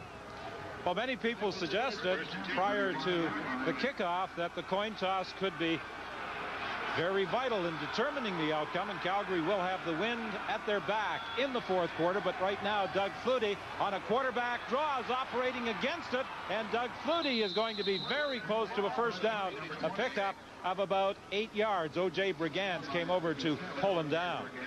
Good call by Doug Flutie early in this quarter. Flutie's passing attack so far has been mainly to the right side of the offense. 8 of the 10 completions have gone in that direction, and they've been of the short variety. Well, they had to be. I think a lot of those passes were thrown trying to catch up in the second quarter, and you're not going to throw the ball a great distance into this wind. 2nd and 2 as Flutie picked up 8 yards on the quarterback draw. He gives to Stewart, and Stewart, like an explosion through the line of scrimmage, and he was into the secondary so quickly they didn't have a chance to stop him. The offensive line of the Calgary Stampeders really missed Bruce Covington over on the left tackle. Bruce Beaton has filled in extremely well, does a good job getting off the ball. Bobby Pandolita's making a big block and creating a big hole for Tony Stewart to have an opportunity to pick up that first down. 1st and 10 from the 53. Baltimore leading by 11. Inside handoff to Stewart. Stewart trying to go wide. Then he's hit. Charles Anthony was the man who made the initial contact with him. And then Matt Goodwin finished the job. I think it's in case that Doug Flutie, if you're going to run the ball and you're going to use Tony Stewart, you're going to have to go straight at this tough Baltimore defense. You try to counter and use any kind of fancy plays against these guys. Look at the athleticism of Alfred Payton. Stretches it out, moves Tony Stewart down the line, and that allows Charles Anthony great speed to pursue it in there, close quickly, and make that tackle for about a 2-yard gain. Matt Goodwin has been around the ball an awful lot so far in this game, and he was there to help out Charles Anthony. Here comes the blitz. Pass is complete to Alan Pitts, and that will be a first down at the 45 as Flutie got it off just in time. That's what Doug Flutie does. He will stare right down the face of a blitzing linebacker and release the ball.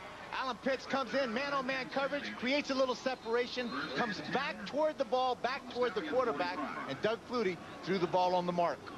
Baltimore has been bumping the receivers on almost every play as they come off the line. Well, it's a catch-22, because if you bump them, you better hit them clean, because those receivers, if you miss them, they will take it to the house and take it for 6. Inside handoff to Stewart, and Stewart takes it to the 40-yard line, a pickup of 5. It was Alfred Payton with help from Brigance who managed to trip him up. Only twice this year has Stewart had 100-yard rushing games. Alfred Payton has to respect Doug Flutie running outside. That forces him to come upfield for the contain, and that allowed the run play to take place inside. Alan Pitts, not only a good receiver, he's going to come out there and at least get in the face of Matt Goodwin for a block. 2nd and 5. Fake inside to Stewart. Flutie with a deep drop. Throws complete to Sapunjas. This will be another first down Calgary. And this is the type of Calgary drive that we've come to expect most times this season. And Don, I think this accomplishes one great thing. It keeps the ball in the hands of Calgary, runs off some time of the clock, and it takes away from the time that Tracy Ham has got to utilize with the win. 10 minutes remaining in the third quarter. Sapunjas with 85 receiving yards. He's the leader among the 4 slotbacks in today's game, and this is Terry Vaughn looking for a hole, and he takes it to the 10.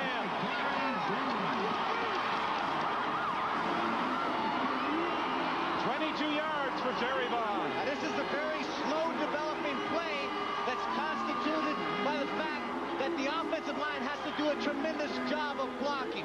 Doug Flutie has to wait for Terry Vaughn to come from the wide out position on the right-hand side of your screen all the way across the field, and you can see when he gets in traffic, Terry Vaughn does a good job covering that ball up with 2 hands to make sure they maintain possession. 1st and 10 from just outside the 10-yard line. Flutie in the shotgun, 3 receivers to the left. Flutie looks that way. He may run it himself. He was looking to the end zone.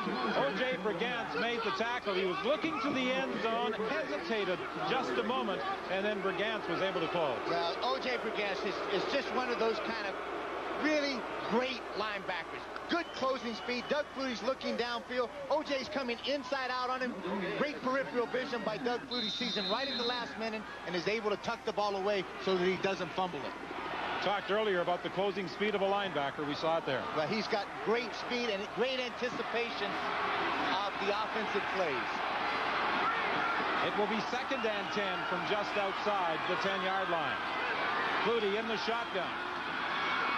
Flutie is going to run it this time. He gets a block. Will he get there? He dives to the corner and will be just short at the 1-yard line, but close enough that I don't think there is much doubt that the Stampeders will go for it if they are short. Great foot speed by Doug Flutie. Looks at the coverage downfield, sees it's not there. He's going to take it on his own. Breaks to the outside right now. As soon as that ball goes under the left arm, it's going to be run all the way. Picks up a block, but then he runs outside of Douglas Kraft. Kraft made a very poor effort to make the tackle on the quarterback, Doug Flutie. 2nd and about a yard. 3rd and about a yard, I should say. And Calgary, no doubt, if they get this play, a big momentum swing for the red and white. Well, Ron Lancaster might remember what Doug Flutie did in the opening quarter in the Northern Final when they consumed 8 minutes on their first touchdown drive. They have used a lot of time on this drive. Flutie keeps. No signal yet. The Stampeder players are signaling.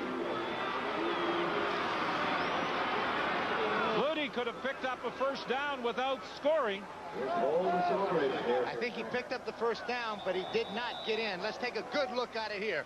Great surge in the middle. Denny Chronopoulos, Jamie Crysdale, Bobby Pandelides. There's the force in the edge. Gets the ball up in there. Looks like it's for the 1st down, but it didn't look like it crossed the plane. A critical measurement, and it will reveal a Calgary 1st down. Flutie was denied the end zone, but they will have 3 more cracks at getting there. There's a look from the other side. Good surge again, as I said, up that offensive line. The guys up front. Doug Flutie stopped momentarily, tried to make the 2nd effort, but just did not cross the plane. Ball comes back to the 1-yard line. 1st and goal, Calgary. Flutie is going to keep. This time he's got it.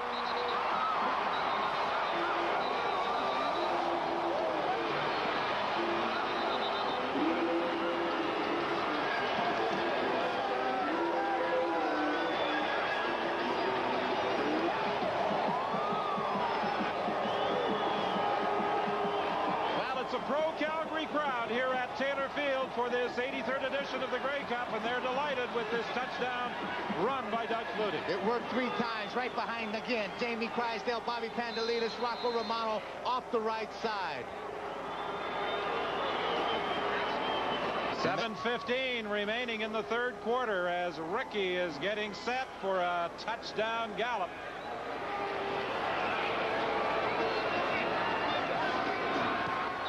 McLaughlin adds the point after. And with 7:02 remaining in the 3rd quarter, it's a 4-point game. We'll be back with the Calgary kickoff.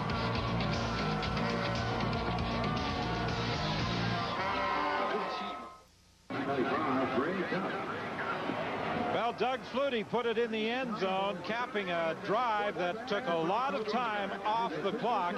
And the guys up front deserve a lot of credit for the job they did. They sure do. And I said initially at the beginning of this game, whoever can win the battle of offensive lines is going to win this football game. On that particular drive, those 5 guys there did an incredible job against a tough defense to allow Doug Flutie to get the ball in the end zone. That was an 11-play drive against the wind. This is Chris Wright on the return. Penalty flag. That will likely be an illegal block against Jason Bryant. He took Greg Frères out of the play, and it appeared to be a hit from behind. Well, there's a couple of flags out there, and it could be, as you said, Jason Bryant. Another one I saw, Alvin Walton, number 4. The thing that it does for the Calgary Stampeders, after we take a look at this scoring drive here, 11 plays, 75 yards, big thing, it took up 6 minutes, 33 seconds. Here's the surge off that right side of that offensive line. And I don't mean just the right side that gets all the credit. Everybody across the board did their job in that 11-play drive. And Ricky. Baltimore 14. 10-yard penalty. First down. Ricky was starting to wonder whether he was going to get out of the truck here. Well, Ricky lights the fans in the east end zone because that's the area where they celebrate a Calgary touchdown. And now Baltimore is backed up. The crowd very much back into the football game. Sideline pattern for Clark. Clark made the first man miss. He got away from Jordan and picks up the first down with Gerald Vaughn making the tackle. This is what's impressive about Tracy Ham. Comes into the league, as I said, noted as a scrambler, mover, and a shaker, but he has really developed into a passer. This is a tough throw. It's a long throw to the outside. Finds Clark. Clark makes a good reception, dips away from Jordan, and picks up a few extra yards. First and 10 now from the 33-yard line. Over the middle to Gerald Alphin, and he has another Baltimore first down. Alphin started the year with the Winnipeg Blue Bombers. On the Labor Day weekend, was cut by Cal Murphy, had some options, Memphis or Baltimore, opted to sign with Baltimore, and they feel he takes a lot of pressure off the other slot, Chris Armstrong. He really does. Tracy reads this. Calgary does a little bit different in their drop. They drop Marvin Pope. You can see him spinning around. He doesn't see Joel Alphin, and Joel Alphin gets downfield quickly. Tracy hits him. Ham throwing over the middle, and it was knocked down at the line of scrimmage by Gonzalo Floyd. He got his hands up, and that's something the Calgary defensive linemen are attempting to do, get those hands up in those passing lanes. Well, their primary rule is you make your effort, you make your rush to get up the field. Once you feel you're stalled and you see the arm motion of the quarterback, get your hands up and get up high. Gets up that right hand, knocks it down, creates a long and 2nd and 10 situation for Tracy Ham. This time, 3 receivers wide to the left.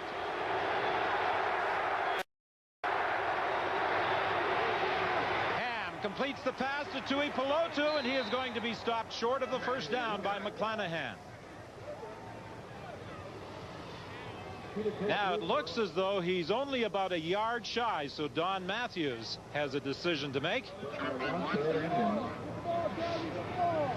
And I wouldn't think there would be a lot of decisions. I know Coach Matthews over the years, a little bit of a gambler. And plus, when you have the guys up front that average 300 pounds, 6'6", you better think you can get a yard. And you got Mike Pringle in the backfield. In the I formation, they scatter. Tracy Ham will keep. And it looks as though he should have the first down, but it might require a measurement nonetheless. Goes off the left side behind the CFL's most outstanding lineman, Mike Withicombe. Nick Subas, the center. Calgary think they've stopped him, and the ball placement could be critical here. Come on, Calgary ball. Referee Dave Ewell calling for a measurement, and it might be very close, folks. The Calgary players feel they've stopped Tracy Ham on the 3rd down gamble. They stretch out the chain. I don't think so. Whoa.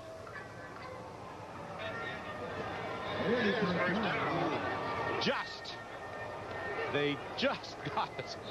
Frank Spaziani, the defensive coordinator, signaling in to Matt Finley. So It's 1st and 10 Baltimore from the 48-yard line. 4:23 remaining in the third quarter. A 3-receiver set left. Fake inside to Pringle. Ham steps up, looks over the middle. He's got Alphen open. And Alphen takes it down to the 25-yard line. Tackled there by Jordan. A 22-yard gain for Gerald Alphen. Great protection for Tracy Ham. That allows him to stand in the pocket for a long time. And with that extra time, it allowed Gerald Alphen to go down one-on-one, create some separation from Al Jordan, as Tracy Ham delivered the ball on the money, but paid just a little bit of price from Strekos Zakovic after he let go of the ball. 1st and 10. Tracy Ham throws over the middle, and the catch is made. Peter Tuipulotu at the 14-yard line, and this is a 1st down Baltimore again. Tuipulotu caught about 30 passes during the course of the regular season. Terrific hands. He's a big receiver, 215 pounds.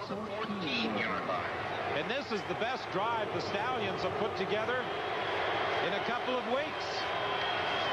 Hand off to Pringle, and Pringle is racked up after a pickup of a couple of yards. Tracy Ham going to the air with the wind at his back in this third quarter. 3 minutes remaining in the third quarter. And as a result, Pringle hasn't handled the ball for a while. This Calgary defense doing a good job of sustaining, as far as doing good defense against the rush, and Mike Pringle forcing Tracy Ham to use play-action pass. When they do it, freezes the linebacker. That's why Alphen and some of the other receivers are having luck working over the middle. 2nd and 9. Tracy Ham looking, can't find anybody, trying to escape, and he does. And this is when Ham is dangerous. He'll run it in for the touchdown.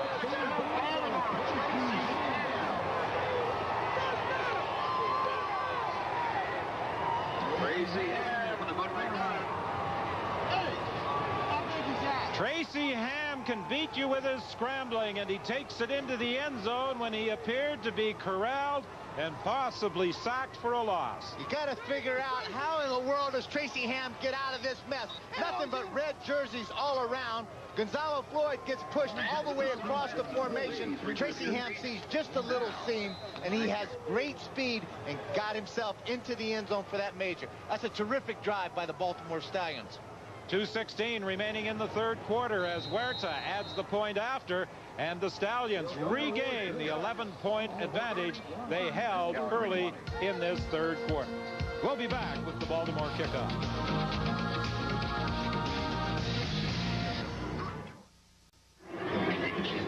At Taylor Field in Regina, Baltimore has just opened up an 11-point lead on the Calgary Stampeders. Following the game, the Chrysler Canada Most Valuable Player of the Game winner will receive a 1996 Dodge Ram Laramie SLT pickup. And Don Tracy Ham has just entered the race. But James has made an interesting observation here. It seems it's been about 2.5 quarters since Mike Pringle has touched the ball for the Stallions.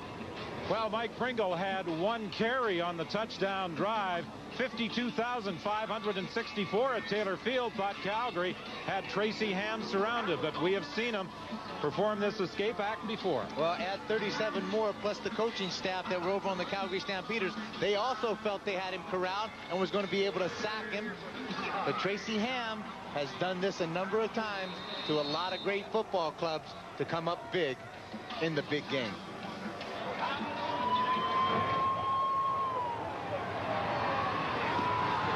Terry Vaughn takes Huerta's kickoff at the 10-yard line. Vaughn has good speed, and he gets it back to the 41 before he's bounced out of bounds by Jason Bryant.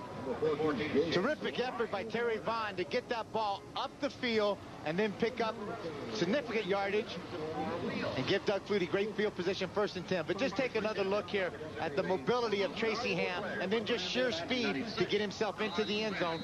Once he broke that point of attack by the line of scrimmage, all the defensive backs were running downfield in coverage. Tracy Ham had nothing but green grass and turf in front of him. And Tracy Ham this year has not run the ball as much as he has in the past. This is his lowest rushing season in his CFL career. Doug Flutie slipped as he tried to set up, and he was lucky that it wasn't intercepted as it was deflected by Sapunjas, and Anthony had a shot at the deflection. You know, Dan, I'm just going to make a point. Right in this area where one of the sponsor identifications is painted onto the field, players were telling us during the week that on the painted areas, the field is slippery, and that's where Flutie was trying to set up. Well, it's obviously it has something to do with the chemical makeup in the paint, and when it gets into this cold weather and the wind, it does make it a little more icier of a surface, and we have seen a number of players having trouble with their footing. Flutie, no problems this time. Vaughn makes the catch, but he's going to be stopped about 4 yards short of a first down by Irvin Smith. That's around by 21 Irv Smith. 1:12 remaining in the third quarter. Let's go down to the sidelines. Here's Mark. That Tracy Ham touchdown was a blow to the Stampeders, but this might be an even bigger one for the defense. You see the pain on the face of linebacker Matt Finley. He has a pinched nerve in his neck. Trainer Pat Clayton servicing him there on the sidelines, checking as to his condition. But at this point, it looks like Matt Finley is a doubtful returner in this game after suffering that injury on the Ham touchdown, Don. Well, that would be a huge blow to the Stampeders because he calls the defensive signals. He directs the defense for the Stampeders. Martino now back at the 35-yard line for this third down punt. And into the wind, he gets away a pretty good kick that Wright allows to bounce. Now he finds the seam, and then it's closed off by Jackie Kellogg. 52 seconds remaining in the third quarter. That means Raymond Biggs will be pressed into action. He does not have the experience of a Matt Finley. Well, he certainly doesn't, but he is a really good athlete. Having a chance to talk with Matt Finley yesterday and the day before, he's had this pinched nerve and pinch problem in his shoulder area the last 3 weeks. Yesterday, he put even a bigger neck roll around there, hoping that would give it some support. But unfortunately, he knew that if he took a good shot on it, that he would be exactly where he is sitting right now on the sideline. They hit screen to Robert Clark. Clark made the first tackler miss. Kenton Leonard had moved up very quickly and looked as though he was going to stop Clark right at the line of scrimmage. Good play, just a hitch screen, good blocking downfield, excellent closure by Kenton Leonard, but he doesn't get his head on the outside, doesn't wrap his arms up and make the tackle. The head's down, the vision's down. He couldn't see. It allowed Clark to sidestep him and pick up about 5 yards. 7 seconds remaining in the third quarter. It's 2nd and 4 Baltimore. Tracy Ham looking over the middle, and he has the completion and a first down Baltimore. Chris Armstrong on the receiving end of the throw on what should be and is the final play of the third quarter, with the Stallions leading by 11 points.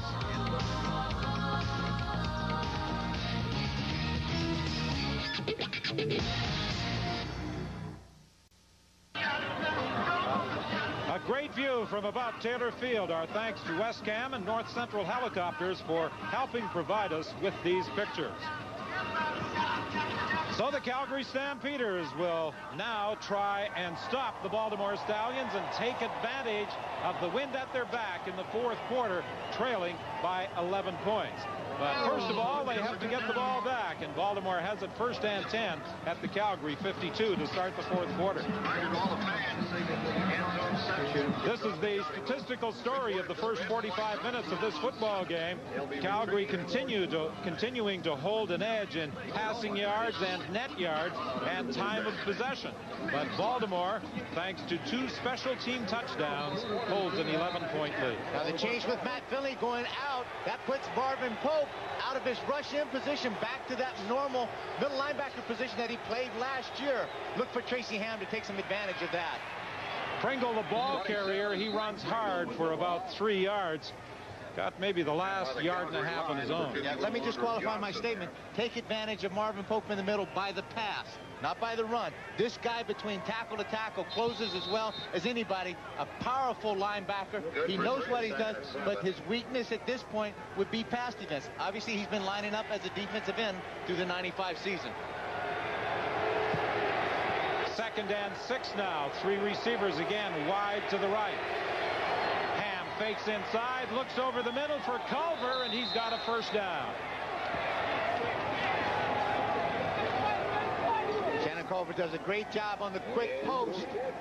Tracy Ham sets back, timing route. As soon as he clears the halfback, little play action pass inside, then throws the ball hard on the money. Skinny Culver goes down low for it, comes up with a good interception. The Stampeders were able to put together a drive against the wind. Now Baltimore will try and finish off a drive against the wind. A drive that started in the late stages of the third quarter, and this is Pringle trying to dance his way inside, and he will pick up 3 yards before being stopped. As I mentioned, 52,564 the official paid attendance watching the game. Counter trap. Look at the eyes of Big Daddy Marvin Pope working down the line of scrimmage. Meets Robert Drummond in the hole. Jams him back in there and grabs a hold of Mike Pringle.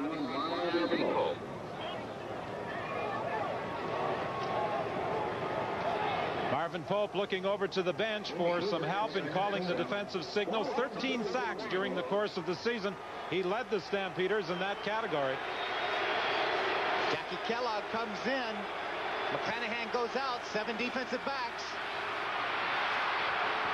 Flipped out to Pringle, and Pringle goes down. And then Matt Finlay, who has come back into the ball game. Pinch nerve and sore neck and all. Flops on top of Pringle and brings him down, but not before he picks up a first down. Don, if you remember that pass early in the first quarter that he dropped, this is the identical pass coming back across the seam. Take a look at the numbers on Matt Finlay for the 95 season. 4 interceptions, that's a career high for him.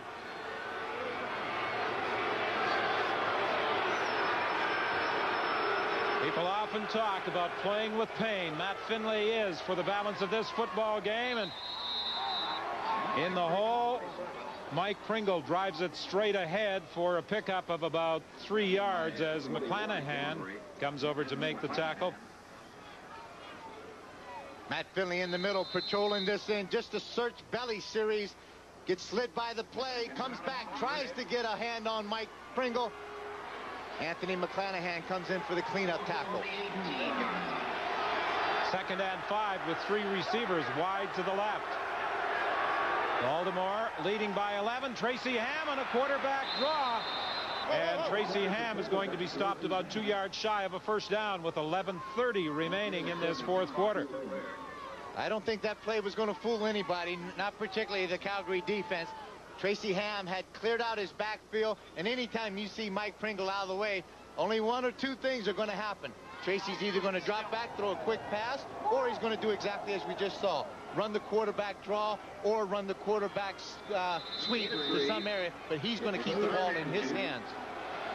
Carlos Huerta kicking into the wind. This will be a 22-yard field goal try. He has been good on 3 previously. This one is blocked. It looks as though Gerald Vaughn came up with the football. And the Calgary Stampeders snuff out a potential scoring drive with 11:12 remaining in the football game. And Calgary down by 11. It looked as though Zizakovic may have got a hand on it to block it. Terrific surge by this Calgary defensive line.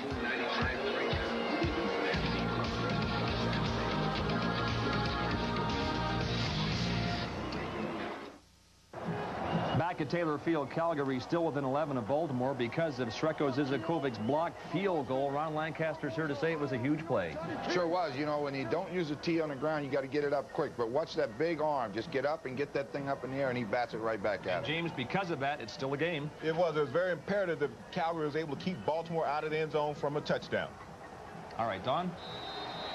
Well, it put Calgary in a position where 2 touchdowns can win it. Had Huerta been good with that field goal, they needed 2 touchdowns to tie. And this Flutie throw is knocked down by Carter. And Carter has played a huge role for the Baltimore Stallions in recent weeks in knocking down passes at the line of scrimmage. To tell you the truth, this guy is unbelievable as far as getting his hands on the ball. Good rush upfield outside of Rocco Romano. Sees the throw being made. Then he gets high. He's vertical. This guy gets up in the air. That is his 6th knockdown in the 95 playoffs. 2nd and 10 Calgary. Flutie is operating out of the shotgun. 4 receivers wide to the right. Flutie looking over the middle, has to pull it down and run, but he's going to be stopped well short of the first down. He got up to the 15-yard line, and Calgary will be forced to send out the kicking team with 10:31 remaining in the football game. Doug Flutie's been under a lot of pressure through the course of this whole game when he takes that straight drop back, and he gives Baltimore's defense another opportunity to put a lot of heat on him. Carter working really hard against Rocco Romano, but then Bobby Pandelides comes over and helps out. Kept Flutie's bread and butter are the slot backs, Pitts and Sapunjas. Watson and Anthony are playing a lot of bump coverage on the two slot backs. They really are. They're trying to get out there to see if they can get a jam on those guys and slow them up off the line of scrimmage. With the wind, the kick by Martino is fielded by Wright. Wright, not much room over on the far side of the field, and no opportunity for a return as he is stopped at the 54 of Calgary.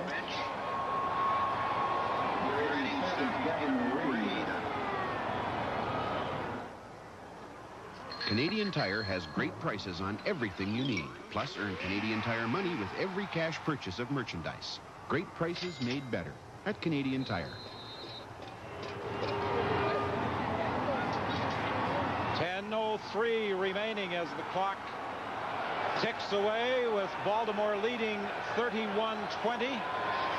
The Stallions on a first down play. The give to Pringle. Pringle gets away from McClanahan, managed to stay in bounds, and will pick up 8 yards before being upset by Vaughn over on the far side of the field.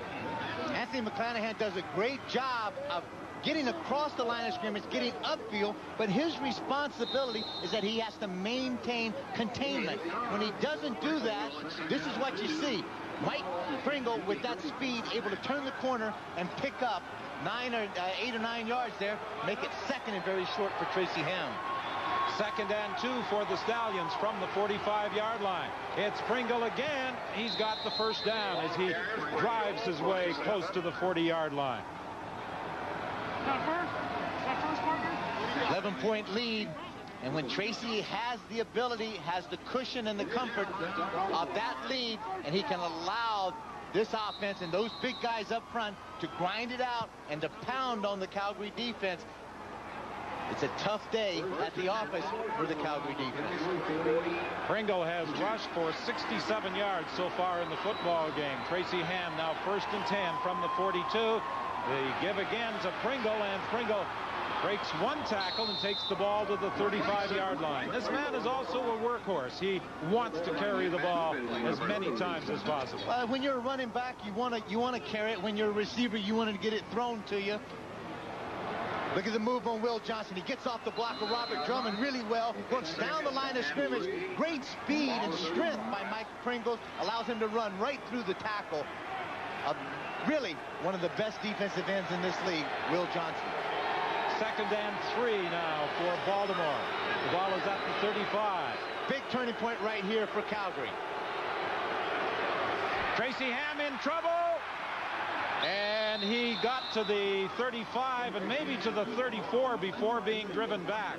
It almost looked as though there may have been a miscue between Ham and Pringle. I think not. I think they maybe, and it could be a miscue. But what I think they were trying to do, a little play-action pass. Tracy was trying to fool this Calgary defense, get them to concentrate on Mike Pringle. Give it to him here. Now come back outside. It looked like it was going to be a trap with Robert Drummond coming back inside Witten. I think you're exactly right. They just missed the handoff. Tracy was left holding the bag. A field goal attempt from 42 yards out. It's up. It's good. Against the wind, Carlos Huerta makes it a 14-point game. Baltimore leading with 7:31 remaining.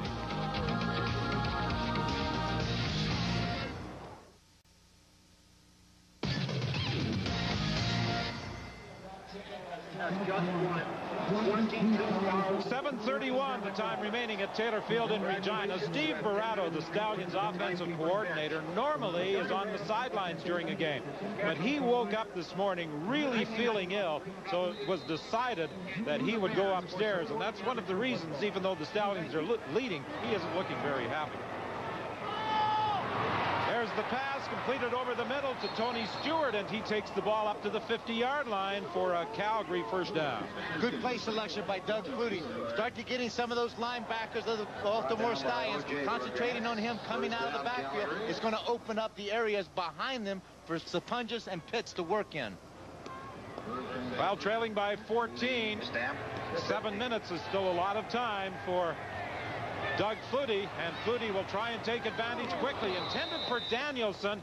Tracy Gravely defended against him, and that's the first time today they tried to go to Danielson.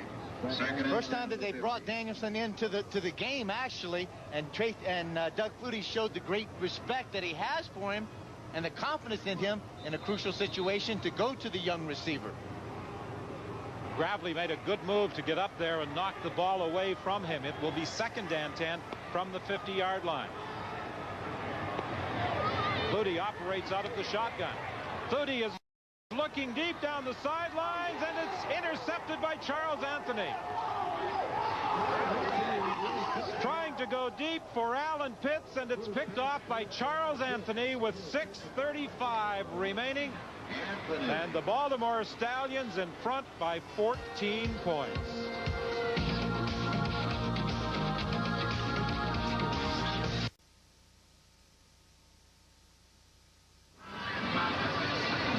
This 83rd Grey Cup Championship may be an historic day in more ways than one. The first time the game has ever been played in Regina, and it could be the first time that this trophy heads south of the 49. Well, it's the Baltimore Stallions have played a very gallant game today, and if it continues that they can hold on to this lead, they certainly deserve to take it wherever they end up next year. After the Anthony interception, 1st and 10, the give is to Pringle. And with Pringle running the football, this will take a lot of time off the clock, and time now is the big enemy of the Calgary Stampeders. 6:13 the time remaining as Pringle got the ball up to the 33-yard line. Jeff Garcia, Dave Sapunjas, and then on the Baltimore side, there's the man, Alfred Payton. Hey, Mom, how you doing? Charles Anthony in the background.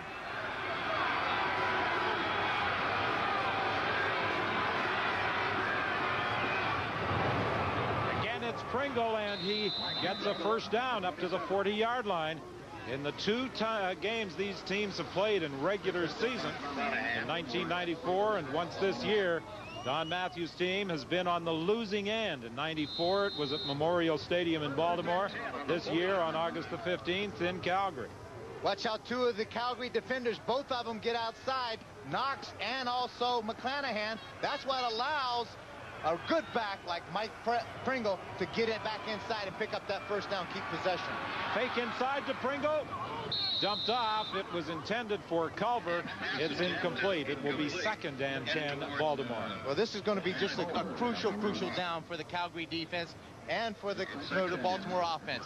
Obviously, Calgary defense wants to stop them here, force Josh Miller to have to punt against this wind where it will allow Calgary and Doug Flutie to get good field position. We talked about Matt Finlay being injured earlier, but he wasn't going to stay in the bench. Not at all. I tell you what, if Matt Finlay is considering to be, this is his last game, you do not want to finish your career sitting on the bench. Fake inside again. Pass over the middle, complete to Armstrong. Armstrong trying to get a first down, and it looks as though he might be a yard shy. Coleman, who was over helping the officials spot the football directly in front of the Calgary bench. I'm sure there was a lot of other advice for the official coming from the bench. Absolutely. Drag across the middle. Armstrong, there's right there. He gives about 3 yards back. Now he tries to gain it back up, tries to make a cut again, and you can see the feet slip out from under him, and a lot of that has to do with that tape. When they spat up underneath, they lose part of the rubber bottom and the traction that they have to the field. 2nd and 1 for Baltimore. 3rd and 1, pardon me, and there's movement at the line of scrimmage. And 50-50 tickets and balloons. Illegal procedure. Baltimore number 2. 5-yard penalty, 3rd down. So with the procedure on 3rd and 1, the 5-yard penalty means that Baltimore will send out the punting unit. Robert Drummond's lined up as a tight end, number 2, just at the bottom of your screen. Tries to anticipate that snap count. What a crucial play and a penalty. Forces Baltimore, instead of picking up the first down, makes them punt. 4:10 is the time remaining. Good kick into the wind by Miller. Coleman fields it, penalty flag in the play. Coleman trying to make some people miss, and he is stopped at about the same spot he fielded the football after the 36-yard kick, but there will be a no yards call against Baltimore. Coleman lost about 7 yards as he trying to give ground to get back to the wall. That great speed of the Baltimore coverage team did not allow him. As I said, they had only allowed No yards. Baltimore number 9. 15-yard penalty. First down. an average of 5 yards per kick return, punt return. Wally Buono thought that Marvin Coleman might be a factor in this football game. He said, we've got a pretty good punt returner of our own, in talking about Chris Wright and how his team would handle the kicking game. And last year, Coleman set a Calgary club record, 181 punt return yards in a game against the BC Lions. This is Tony Stewart on the receiving end of the Flutie throw, forced out of bounds by Goodwin up at the 54-yard line.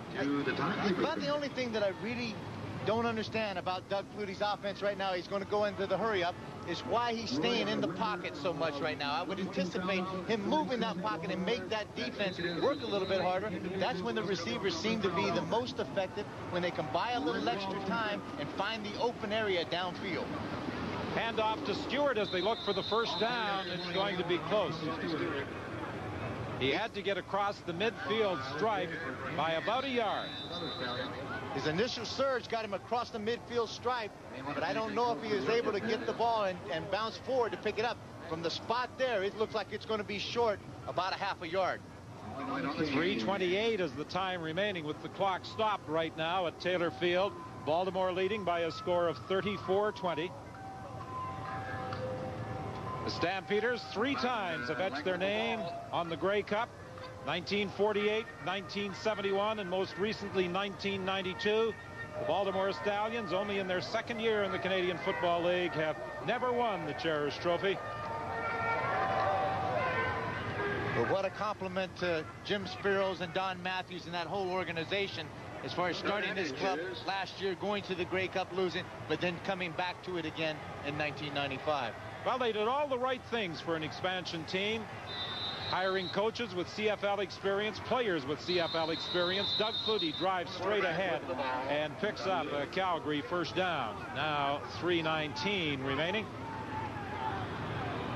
Wally Buono shouting to Doug Flutie to get this offense in gear as the seconds tick away, close to the 3-minute warning.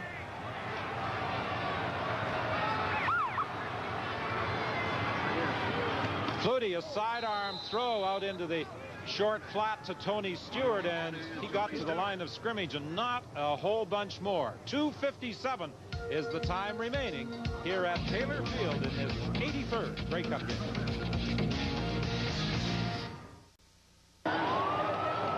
The Baltimore Stallions 2:57 away from writing CFL history and becoming the first non-Canadian team to win the Grey Cup. Will the trophy remain in Baltimore for the year? The owner, Jim Spiros, wants to stay in Baltimore.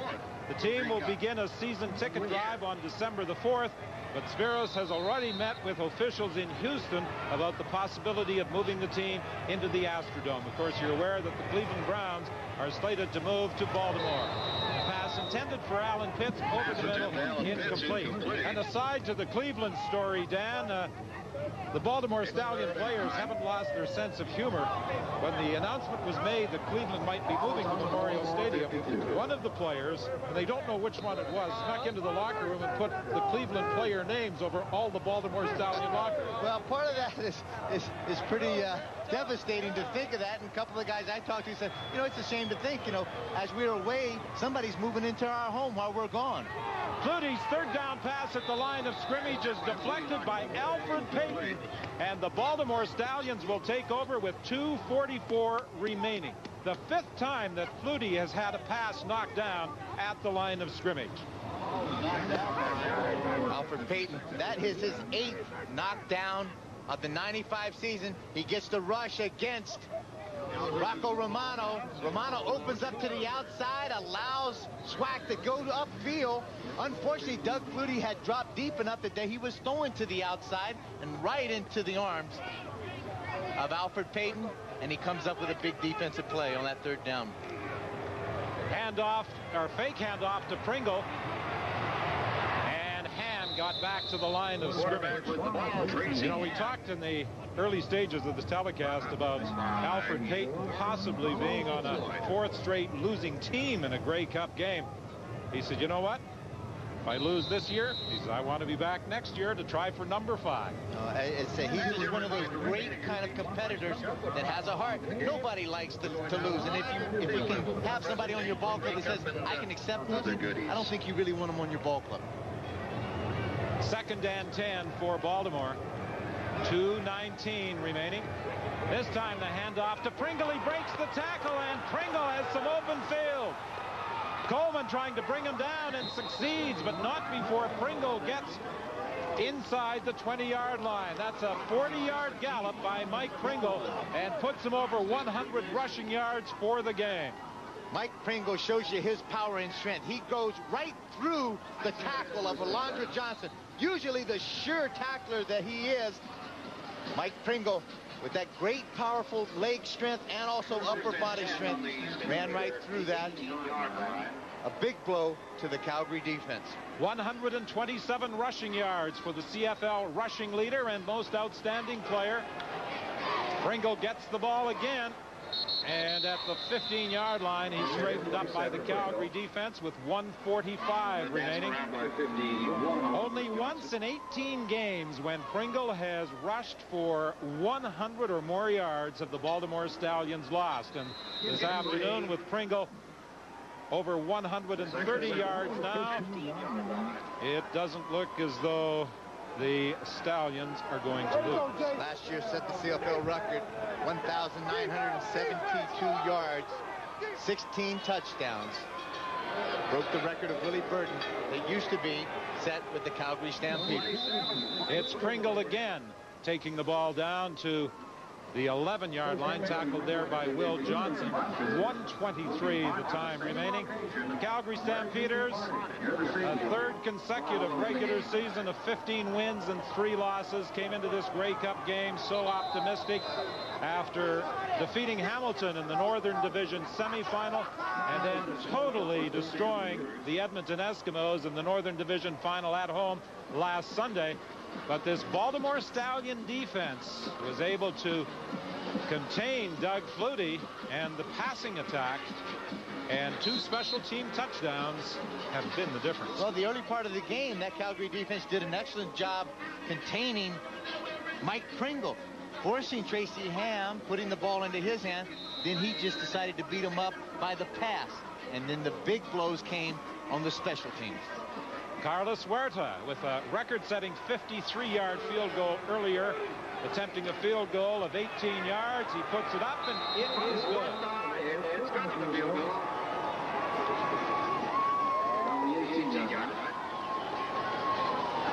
5 field goals today for Carlos Huerta.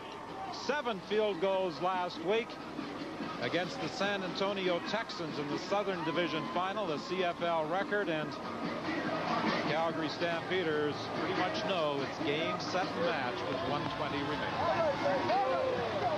Look on the face of Jim Spiros. He's worked extremely hard, and he has put a lot of money, but more importantly, he's put a lot of feelings and heart into really believing in the CFL. We need more owners like him in this league. 1st and 10 Calgary, 35.